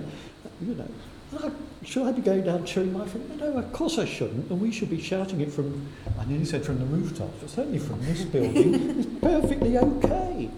Well, there's a difference between saying it's perfectly okay and saying it is not worse than breathing ambient air. And what we do have to do from I agree with you, Tony, we absolutely don't want people to stop using the tube, because as Jenny has been pointing out, if you're taking active travel and walking up and down escalators and things like that, you are getting more health benefits. But we also need to understand what the exposures are, particularly for people who are working in the tubes, who are in there for much longer. And yes, I think you were going to come back. Yeah, I just want to say, I said at the start that we take it very seriously, the health of our customers and of our staff. We take regular samples. We have a regime that we implement to keep the levels well below the health and safety exposure limits. Indeed, at the working group we set up with the trade unions and our engineers, we set our terms of reference to aim for the Institute of Medicine levels, which are a quarter of the HSE limits. So the fact that it's more harmful is an urban myth, but it's not making us rest on our laurels. We are driving to reduce those particulates, because breathing anything into your lungs that is a foreign body isn't desirable. Thank you. Now I've got a plethora of hands. David, you wanted to come in. If you can be sure. Just to pick up on something you said, Rikard, about the composition of the PM 2.5s. I mean, it's a good discussion that there's the individual chemicals in the mix. You perhaps need to take each one individually and assess the risks of each one individually, which is what you would normally do for any particular substance. But you did mention there 7% was elemental carbon. Now that worries me, because that's one of the things that does come out of vehicles with internal combustion engines above ground. What are the risks of elemental carbon, colloids or small particles? Is that a carcinogen? No. Elemental, which is why I use the word elemental carbon on its own, is not a health risk. What the professor thinks. I don't think so. But No, I did research. I re-researched that before I came here today, so I was able to confidently say that. So that I certainly could not find any evidence that is a health risk, and certainly not carcinogenic. Well, there of course there's different forms of carbon. You can get soot, or you can get graphite, you can get coal, coke, and so on. I mean, so they would all perhaps have different risks in its different forms. And what sort of form is the elemental carbon in? Is it graphite? Is it amorphous? Is it just particles or? It's mainly it's graphite from carbon brushes and from stick lubricants on the flanges of wheels. Is it graphite? It's not from the combustion of hydrocarbons. So it's in the form of graphite. There's a lot of graphite. From the stick lubrication on that. So that's 7% carbon. I think that's the key point. It's not from combustion. It's not okay. It is from the brushes. The brushes and brushes on the motors, and then we have stick lubrication on the flange of the wheels, on the trains to improve the wheel rail interface and stop excessive wear between the rail and wheel. So it would be a different form than say soot. It would. Yes, be very much so. Okay. Yes. Okay. All right. Thanks. Okay. Thank you, Chair. Lynn, do you want to come in briefly? Yes, I just wanted to come back to this point about the urban myth and whether or not the dust in the tube is more or less dangerous, because I don't think that's actually necessarily a very useful comparison, which Tony seemed to be bringing in there. I mean, I want to come back to the point that I was trying to make earlier, is that looking at it and having more detail would give us a much better position to know whether some of the points that we're now raising, the composition of the dust is clearly very different from ambient dust above the ground, but knowing more is not a bad thing. And it would then be able to, we'd then be in a much better position to know whether, urban concern, shall we say, is in any size or shape justified, or indeed political parties deciding to run campaigns saying, ooh, scary, lots of tube dust, the mayor should be doing more. Politics about well, the mayor. you know, there are people running campaigns that say that at the moment. You're the one. No, it's not me that's running that campaign. I'll give you the name of the person who is, if you'd It's like worth to. pointing out that paragraph 45 of the comment report said it's not clear whether Yes. subway PM is more or less toxic than outdoor PM, whom, as you said, are the experts on the matter. But knowing more is a good thing. Absolutely. I think the various studies that Rikard's mentioned, both the epidemiological ones and the in vivo measurements on individuals, and not just their exposure, but also what happens to their cardiorespiratory systems is key. And I think if we're having this meeting in a year or two's time, there would be far more evidence and be able to answer that question more accurately. And if we knew more, then perhaps some people running scaremongering political campaigns wouldn't be happening. Thank you. Oh dear. Sure. I have a very basic question. It may well have been covered. What is the biggest single contributor to the particulates in the system? Wheel rail interface. Wheel rail interface, and obviously this is an obvious one that you must be looking at technology to try to change the situation. Hence the stick lubrications on the flange of the trains. So all of the new S stock are fitted with those. We've got them fitted on the Jubilee line, we've got them fitted on the Northern line, fitted on the Central line. The new trains that we've ordered from Siemens will have them, and that's to gradually make sure that we're reducing that wear between the wheel and the rail. And DC motors have brushes. New stepper AC motors don't. Are we going that way as well? That's correct. So are those stepper motor trains, new motors, more prevalent or less prevalent? So again, the entire S stock fleet is AC. The Jubilee line is AC. The Northern line is AC. We're converting the Central line to AC now. The new trains coming from Siemens for the Piccadilly line will be AC, as will the follow-on trains for the Baker line. And how long have you been moving to these newer motors? Since the introduction of the Jubilee line. So Jubilee line, Northern line, all of the S stock are all being fitted. In the Central line, we've put a programme. What year did you start this programme? 1996, the Jubilee line started. So work has been done all along. Yeah. Oh, thank you very much. Okay, I'm going to take us back into looking at occupational exposure. Do you believe that the occupational exposure standards that are set by the HSE are adequate on the underground? Yes. So, can we start with Kat? Let's start with Kat. No, I don't. And actually, I think that's TfL's view too. I've been in meetings where they have said, we aim to get 50% below what the legislation says, and where that's not possible, 25%, because the HSE themselves admit that just because something is just below the legal limit doesn't actually mean it's safe. So I'm very comfortable to say a very confident no. And again, that we have to look at broader legislation. We also need to consider the different legislation that COMIC looked at, because they looked at HSE regs and EU directives and EU regs, and we need to have an understanding why we have some things in legislation and why we don't, or why some things are EU directives because there has been resistance perhaps to bring that in nationally, and that's actually been brought in by EU regulation. I mean, and the same applies for a lot of health and safety regulation. So I don't think it's adequate. Just as you said in regards to, we couldn't measure 2.5 in 2003 properly, but we have legislation that is, the latest is 2005, the main bit of legislation that we use. There's several bits, but if we couldn't measure something in 2003, one of our main bits of legislation is 2005 and it's 2019. No. Yeah. Thank you. TfL. I'll go first. I think based on the knowledge and understanding they have at the time, the HSE set limits, and I believe they're right at the time, and I will comply with them at the time. If I can exceed and do much better than complying with them, why would I not do that? And hence the discussion we had when we set up the working group to look at the particulates. We said we would aim for the IOM limits because we can, and it's better to do that than just to comply with the HSE limits.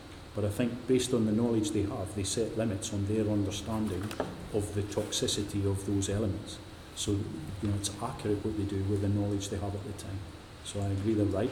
Do you think they should be updated, given now that we can measure? They should be reviewed based on the modern understanding of the toxicity of certain elements, yes. So the HSE lab in Buxton are constantly reviewing toxicology and the limits are set by that. So as I mentioned earlier, there's an OEL, which is occupational exposure limit, and then there's MEL, which is maximum. So if it's a substance that's not known to have a health effect, you'll have an OEL. But if it's known to have a health effect, you'll have an MEL. So all the ones that we have are bound by OELs. But in all risk management, that is the limit, but we have a saying, ALAP. It's always as low as reasonably practicable. So when it's an OEL, you reduce it as low as reasonably practicable. If it's an MEL, it's not as reasonably practicable, you have to reduce it. It's regulatory requirement.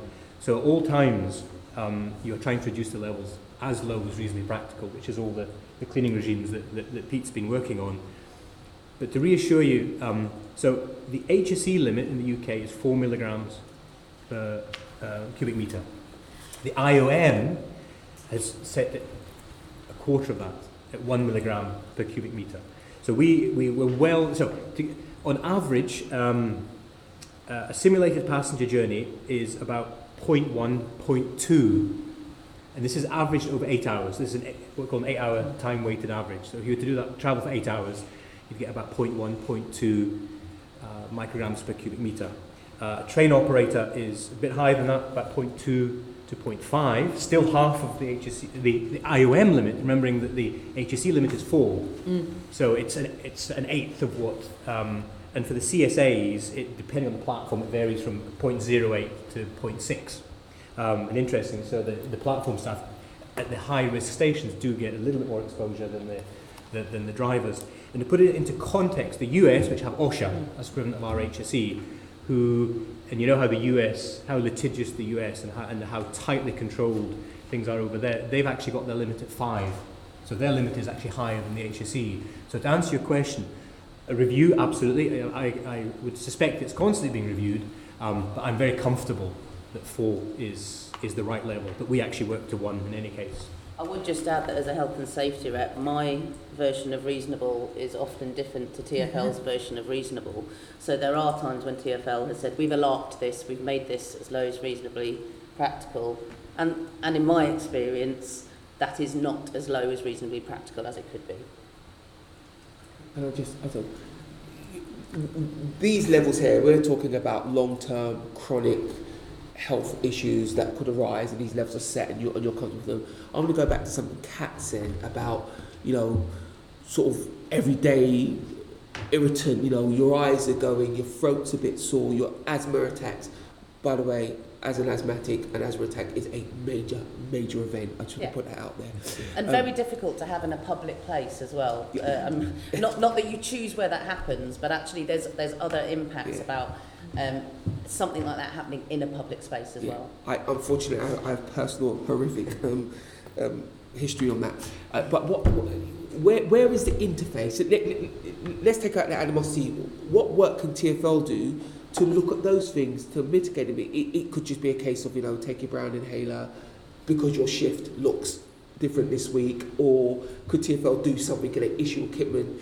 Is somebody looking at that level? Because of course you legally might pass, but there's a sort of duty of care just to make life easier. Less days off work, just look forward to going to work because you're not going to be ill.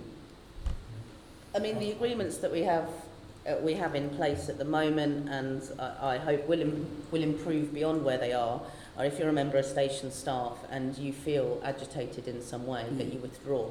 But that cannot be a permanent solution, because I said before, the PTI is a critical area and we need staff there. We've also had a reduction in our staff, so there aren't necessarily available staff that could circulate and take somebody's place. So as much as I, as a health and safety rep responsible for station staff, want them to withdraw and not expose themselves, as a health and safety rep, that person not being there introduces another risk. So the solution must be to remove the dust. We can also have a conversation about the fact that train drivers can wear dust masks, station staff cannot, but I would actually rather the station staff remove themselves from the area than wear a mask. But then we need enough staff to do that, and we need a long-term plan to reduce the dust. That is what is going to be the safest thing for the public and the staff, is that there is not dust that's irritating staff. Staff remain in that critical area of the station environment and get people back and forth from work as safely as possible. Thank you.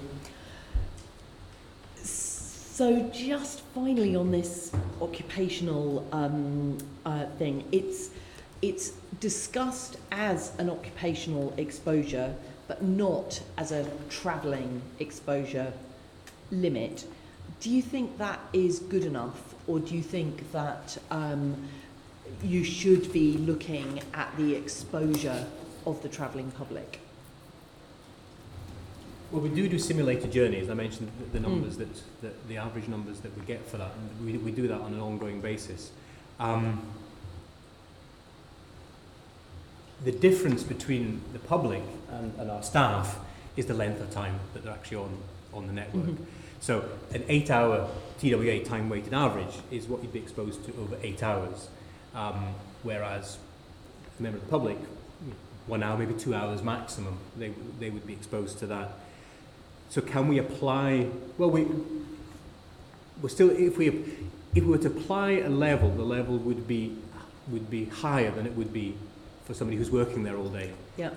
And the customer level is a lot lower than the station staff who do have the highest exposure. Yes. So actually doing it as a workplace. Yes, but by helping in the workplace, actually the knock-on effect is it's even better for the passengers. With the caveat that there may be more people who are or are potential tube passengers but wouldn't work there, who may be particularly susceptible. Mm-hmm. So there may be people that, in the same way as there are asthmatics who used not to go into shopping malls until they became smoke-free, or had difficulties going to the theatre because of being smoked over. So there are potentially some passengers who might have problems, but in general I would totally agree that if you get it right for the staff, it must be okay for the passengers. So that kind of gets us on to, I mean, for instance, TfL give advice to passengers when it's hot to carry water and to, not travel on the tube not get on the tube if you're feeling unwell, because obviously it's easier to help you if you're at a station, do you think that TfL should be offering advice about levels of tube dust so that those people for whom exposure is more of a problem, so people travelling with very small children or elderly people or people with COPD or asthma, know and understand when the tube dust levels might be particularly high? Can we wait for the results of I those think studies? Yeah. we've got to get the results from the... Because So- at the moment we don't know. We don't know. And when are we expecting the results of these studies? I suspect the COPD study will probably be about 12 months. And do you know, do the high episodes of tube dust track high air pollution episodes in the ambient air outside? No. Purely related to train movement, which time of day, but it's... Okay, so you could have a period of high air pollution, sort of risk exposure out in the street, but on the tube There's no correlation. there's no. It is quite striking. You sort of at night there's nothing, and then rush hour comes like this, comes back down to quite a low level, and then rush hour again, it comes back up again. It is as distinct as that. We have noticed from our readings there may be a bit of a seasonal effect, Yes. that when the entire system is warmer and drier, we get higher readings. But it doesn't correlate. Some days you can have above ground high air pollution, ours doesn't change like that. And the circulation of dust, as with the Bakerloo line, if you can't remove all of the dust, what is safer? It's circulating, or it being still on the ground and then disturbed, and then dust events following no trains overnight in areas that don't have night tube if it's the weekend, where the dust settles and then it's kicked up again. Just when you say let's wait for these studies to come out in about a year's time, if there is a risk that these studies are going to show that there is a problem in terms of people being exposed to this dust, would it not make sense for TfL to issue the warnings about high tube dust days anyway?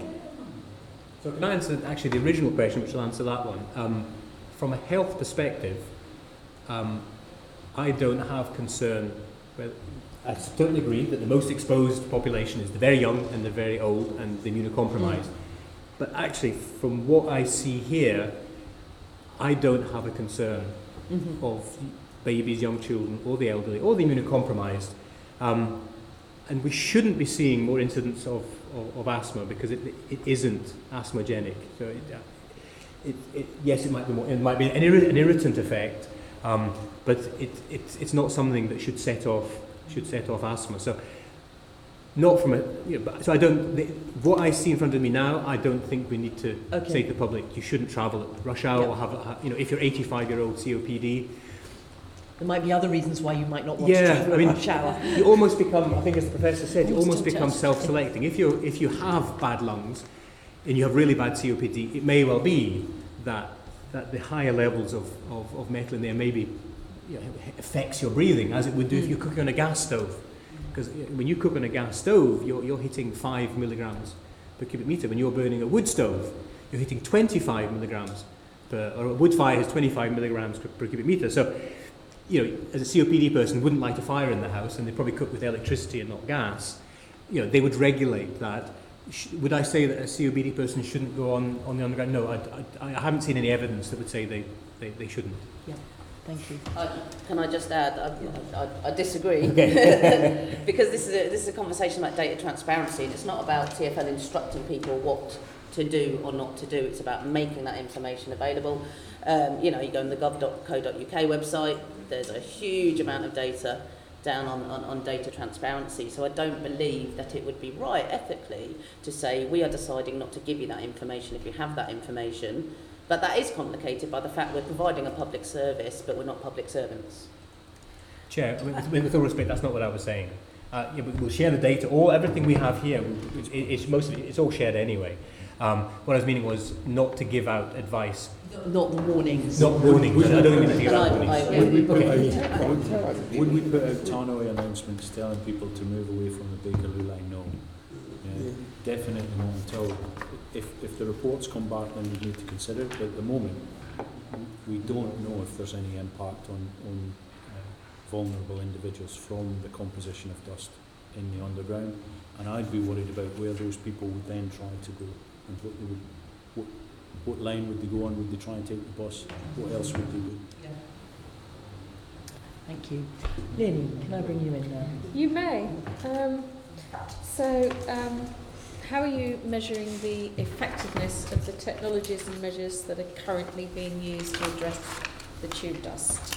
So by our continual sampling process, when the Mayor asked us to focus on this, we obviously enhanced our cleaning regime, and that has been ongoing now and continues.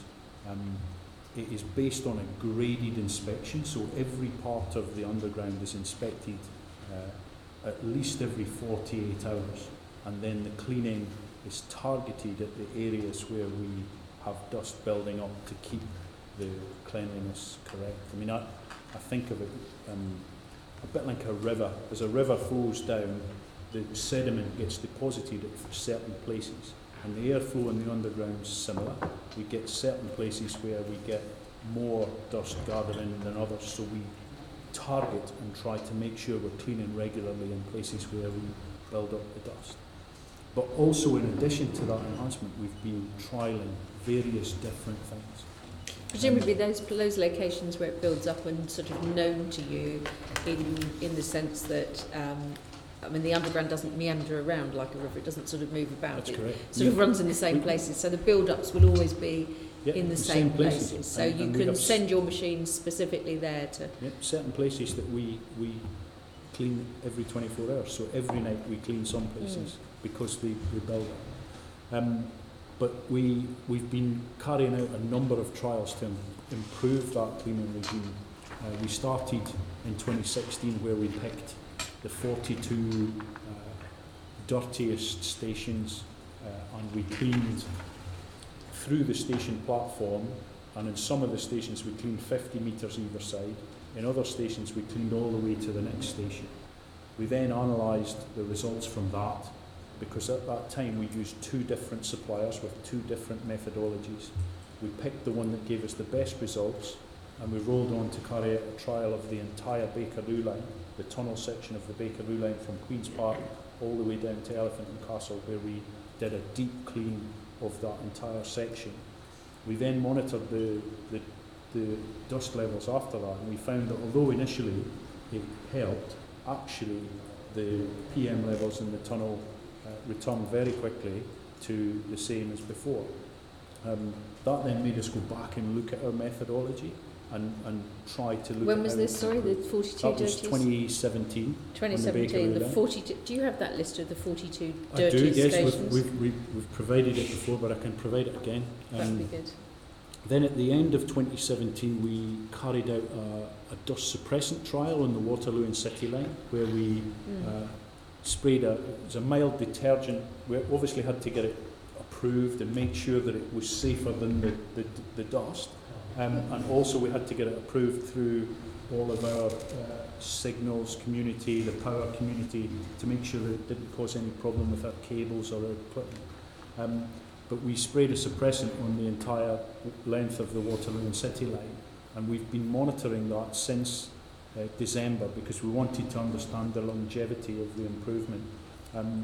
We started off, we saw a 50% reduction in the particulates. We are now 5 months in. We've got one more sample to take at the end of this month, but we are still seeing a 40% reduction in particulates at Waterloo. So it's looking promising on that trial. And presumably the staff are being given appropriate equipment to ensure that when they're, doing these cleaning activities, that there's no increased harm to them from spraying things on the line or definitely. anything else.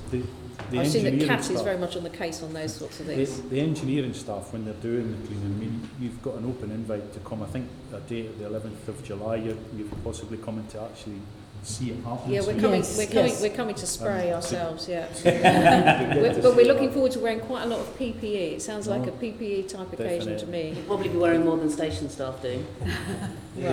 So there's the Then I suppression hate trial, but we've also recently enhanced. We've got a trolley-based, a massive vacuum cleaner trolley-based that we're now cleaning the Bakerloo line again, because the Bakerloo line, from our readings, is on a line basis the highest average line for particulates. So we're going back in there again, and we're doing that tunnel section again, working through. It's going to take a while. We've got another 80 shifts to do. But by September we'll have been back through that entire tunnel section with this further enhanced cleaning regime. If that's a success, then that will be rolled into our enhanced cleaning that we put in place in 2016. But in the answer to your question, we gauge the success by continually monitoring after we've done these trials to look at, has it improved, does it have a long effect, because the Bakerloo line trial, it improved, but then very quickly went back. It went back to be, yeah. And again, it's something we've got to get that. But this is not just the only thing that you're doing, are you? You've also been looking at new braking technologies as well, I understand, so the regenerative braking and the rheostatic braking, and how using the regenerative braking, is that improving the position in terms of the amount of particles being produced? No, definitely, because the regenerative braking uses the electrical system on the train to slow it down. So the friction brakes come on initially, and then the traction system turns the train's motors into generators and slows the train down, and only down at the last sort of 10 kilometres per hour the friction brakes then have to come back on and stop the train. And that energy from the slowing of the train is converted and dumped back into the power rails for another train to use to then power itself away. So it not only saves energy, but stops the... So not only saving the amount of particles being produced, it's also allowing Saving you to power. reuse that energy as well. So you're managing to reduce the London Underground electricity bill, which I understand is... considerably big. Yes, I think it's the largest in London, that's It my is. understanding. But the amounts of train per hour are obviously massively different, understandably, to how they were a decade ago. So if brakes are contributing to the air in such a significant way, and there are more trains, there's not going to be less trains in our future. There's going to be more. We've got signalling upgrades going on right now to ensure that we can have more trains per hour running on different lines. But surely that's a case of efficiency as well, signalling upgrade, these trains that I think run It's always good together to that interrupt other stop. people's questions, isn't Let- it? Sean, Well, no, Can you come through I'm the not chair, complaining that we're upgrading our system. I'm saying that if we're running more trains, and that is what is the most significant contributor to air quality, then we have to bear that in mind in how we're collecting our data and how we're tackling the problem. It is a very good point. When people look at the particulate levels on London Underground compared to other metros, you know, we've got one of the oldest metros in the world. As a result, many of our tunnels were dug by hand. They're narrow gauge, which means our trains are much smaller, much tighter, less people in them. So we take pride in the Victoria line, where we run 36 trains per hour. I think it's the fourth most intense service in the world. But actually, the Hong Kong Metro, to carry the same number of passengers, would only have to run 17 trains per hour. So we are running to move the same number of people that the bigger, more modern metros with wider, longer trains could move much more easily. And that, obviously, that frequency of wheel-rail interface generates more particulates. But there are other driving techniques that you can use, and the one that you've just sort of been talking about, where you use the regenerative braking. Definitely. I mean, I have a hybrid car, and when I got my first hybrid car, I was given a lot of instructions about how to brake in a very different way. Just take your foot off the accelerator, and then the regenerative braking would kick in. The kinetic energy would then go into the electric motor. And actually, if you're in a borough where there's a 20-mile-an-hour zone, you can pretty much drive around on the electric motor all the time. So I'm just wondering whether, you know, taking your foot off the accelerator, I know it's all done by algorithms, but having the trains coasting from further out into the stations, is that something that you're now implementing? Because it will really save a lot of energy, save a lot of particle production as well. There's two things. Yes, in answer to your first question, we are working with the signalling manufacturers. The early automatic signalling systems were basically like an on-off switch. The train was either motoring or braking. Yeah. So it got to this stage, when it got up to the speed that it wanted to go at, it was cycling between motor brake. We're working with the signalling manufacturers now to introduce green TBC, where we have a coast in there as well, so that we don't have this constant use of energy. But you do come up against the dilemma between the rate of frequency that you want and the journey time. So the number of customers that want to use our service, the Victoria line, where we're running 36 trains per hour, every second we want that train to be either accelerating or decelerating.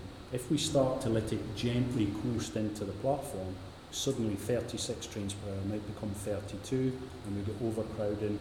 So we're constantly battling between the number of customers that want to use our system and the frequency we need to run, and how we can introduce less strenuous dust creating technology. I was going to ask you about the update on the Four Lines modernisation project, but I mean we touched on that earlier, and you said that there will be an update on progress on that. Yeah. Coming relatively soon. Yeah. Yeah. Okay. When do you think, we've just talked about the cleaning, when do you think, with all of these different methodologies that you're using, when do you think you'll be in a position to say, this is the one that is working the best? I mean, it sounds like the one that you used on the Bakerloo is probably not going to be carried forward, but some of the other methods, like spraying the mild detergent, 50% efficacy, and then 40% still some time afterwards, that might be the best one. When will we have decided, when will TfL have decided that which enhanced cleaning regime is the best, and then is it going to be rolled out across the entire network? Yeah, I mean, once we get the ones that are the best and the ones that are practical to roll out, we will implement them. So some of these things that I'm working on just now, so I mentioned the new deep clean of the Bakerloo line that we started on the 17th of June. We've still got another 80 shifts to do that cleaning. So. That's a further 9 kilometres of track that we need to clean. That will be about September, that work will be finished, but then we would like to obviously take particulate readings, probably for about 3 months after that, to understand the longer term impact of that clean.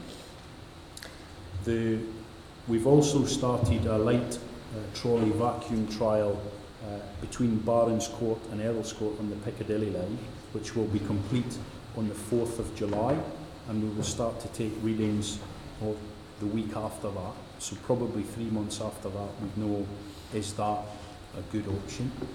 And then the dust suppression, we're going to do a light clean with the trolley-based vacuum and then put the suppressant on. That trial is due to start in July, and it's going to occur down at the bottom end of the northern line. But again, it will probably take us a couple of weeks to clean it, suppress it, and then we want to take the readings for probably 3 months after that to make sure the longevity. Well, I might be able to help you with some data about what's going on at the bottom end of the northern line, as I use it pretty much every day. Okay. And I could probably rope in a few colleagues, but I'm not sure it would be very scientific. I think it would be more user experience. So it sounds as though you've got 2 or 3 things, some of which you won't have finished the analysis of until, let's say, sort of December of this year. So probably rolling out, you'll probably then want to publish the results. Would we be able to look at what comes out of all of this? We can publish the results. I think by September we will be able to inform you of whether we are going to of a couple of them include the trolley-based vacuum in our, the enhanced programme we put in place in 2016. At the moment, the employees still use backpack vacuum cleaners. We may swap them for this trolley-based, based on the results of this trial. Well, I think we'd like to be kept up to date with that. That would be really helpful for us if you could let us know what the outcome of that is. And then also the one that where we won't know the results until December, I think we'd also probably like to know about that. And so what would then be the timeline after you've got the results in from all 3 for introducing anything across the whole of the network? Would that start in early 2020 or No, from definitely. So early 2020. I think you were saying earlier. Yeah. No, I on the cleaning. if the trolley-based vacuum is proven to be okay in September, we would adopt that into the from regime in September? September. For the whole network. Then the suppressant, if the suppressant's deemed successful, we'll then adapt that as well. Mm-hmm. It's purely based on how quickly we can get the equipment to get to the guns. So one of the things that somebody did suggest, although I understand there's issues relating to then the air pressure as the trains come into station, is the idea that having the type of barrier doors installed on the Jubilee, and that using those on all stations might be helpful in terms of dust suppression on the platform. Is that correct? I mean, obviously you can't completely seal it off at the top because otherwise that would create quite a serious problem. Yeah, I mean, it might be fun, but I don't think we're looking for quite that much fun. Yeah, so there's a few things from you. One, you've hit the nail on the head. The barriers to stop human beings falling down the platform train interface, so it actually doesn't go all the way up to the ceiling. So the dust will come whistling through and come over the top and seal it in nicely with the customer. But the other thing again comes back to the age of our underground and the fact that many of our tunnels were dug by hand, so people went where the digging was easy. So we've got a lot of curves. We have a lot of stations with curves on the platform, and curved platforms and platform edge doors don't go well together. No. We also They'd go like this. Yes, but we also have platforms. If you imagine at the north end of the Bakerloo line or the north end of the Met line, where the Met and the PEC serve the same stations, or where the Overground and the Bakerloo serve the same stations, the doors on those trains are not at the same place. So the PEDs then don't line up depending on what train. So it's not really practical for us to Okay. go with it. What about oh, sorry. I'm very sorry. Just to say, ped doors don't just exist to stop passengers No. falling down. They actually do manage airflow. There's a bit more to them than that. But also that S8s, the S-stock that we've been talking about, was not bespoke for the underground, hence why it also creates bigger gaps between the train and the platform, hence why particularly so many problems we've had at Baker Street. So what about other things then? Because I mean that sounds pretty impractical in many stations, and for the reasons we've just outlined, because it can't go right to the top. I'm not sure how much of a contribution barrier doors can really make. What about advanced ventilation systems and the electrostatic precipitator as part of the enhanced cleaning process? Is that either of those things that you're looking into? I mean, certainly on the ventilation, we got in touch with Barcelona, who had done a study around the direction of their fans. And if you imagine, all of our fans on the underground are set up to suck air out of the tunnel and blow it out into the opening. Barcelona found that if they reversed the fans and actually sucked the air in from outside and pushed it in, it almost halved their particulate level. So we immediately thought, oh, here's a silver bullet, we need to go and look at it in the underground. But we found that many of our fans are so old they're not even bi-directional, so they only run in one direction. And of the ones that are bi-directional, they've ran in the same direction for 15 years. And anybody that knows anything about bearings, if you suddenly try and turn the direction, it's going to fail.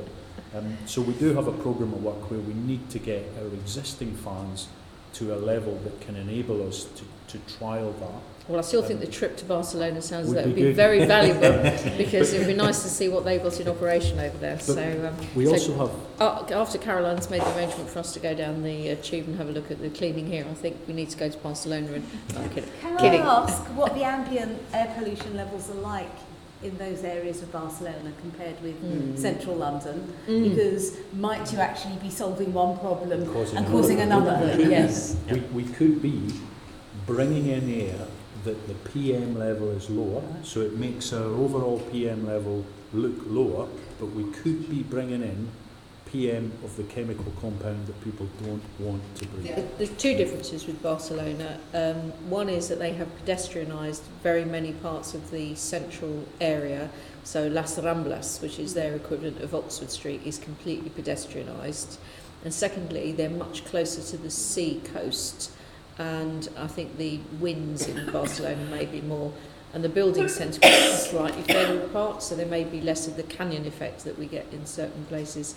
And I don't, and as far as I recall, there isn't a big river that bisects the city that creates all the pinch points that we have in London with the river and railway lines and all the other things that create queues of traffic here and there. I think the other thing worth mentioning is in our business plan this year, we are investing 20 million in additional funds on some of our hottest lines, the central line, for temperature control. This is temperature control. But also I said we've noticed a pattern that when it's hotter, the particulate levels seem higher because we think the dryness allows the particulates to be freed up. So we're hoping that investment will not only bring the temperature down on those hotter lines, but possibly help the particulate levels. So which lines are the ones where you're doing the temperature control? Central and Bakerloo.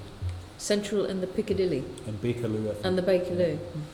Well, I can tell you that the Victoria and the Northern are pretty hot as well, but anyway, that's a different story.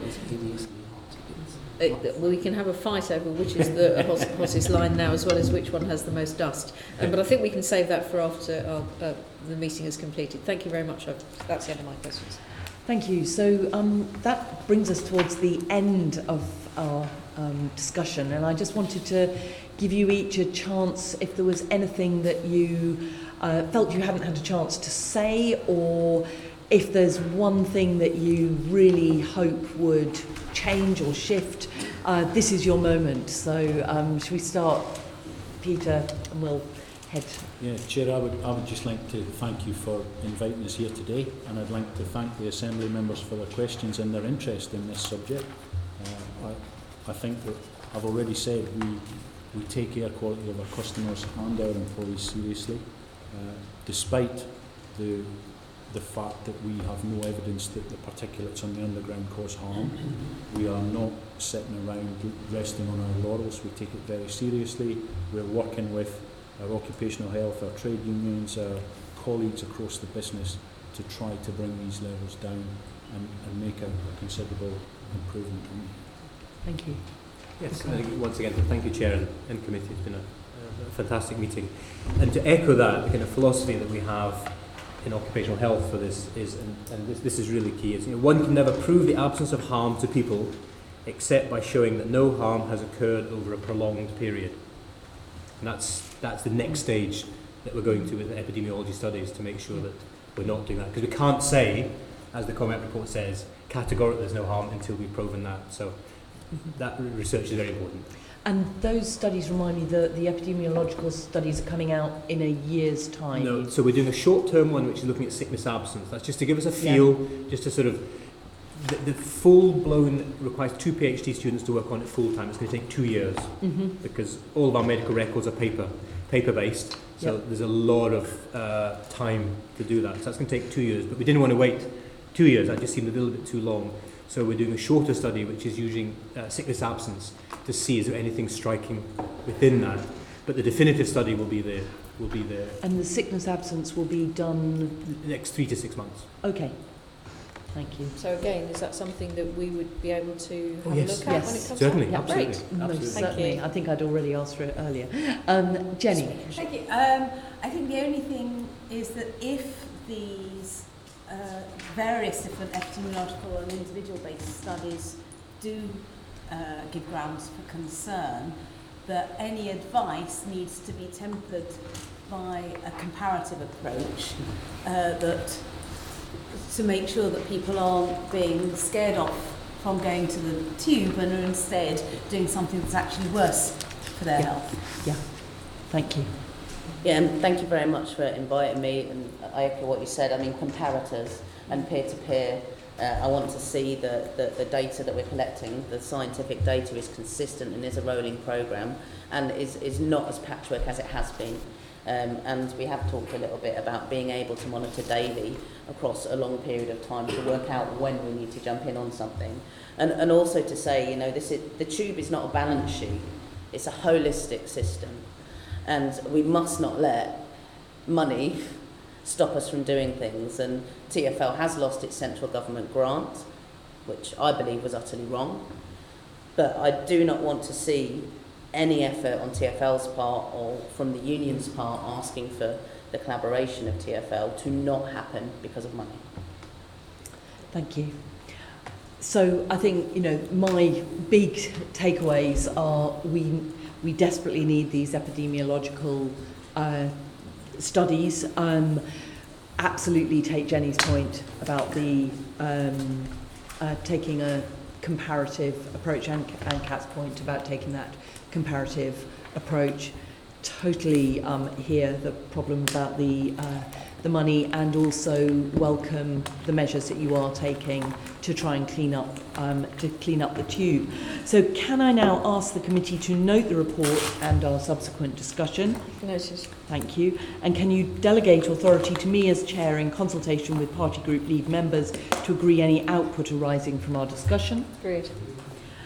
And can I ask the committee to note the work programme for the beginning of the 2019-20 Assembly year as set out in paragraphs 4.2 to 4.4? Agreed. And the next meeting of the committee is scheduled for the 24th of July 2019 at 10 a.m. in the chamber, when we'll be discussing Heathrow. There is no other item of urgent business. That's the end of the meeting.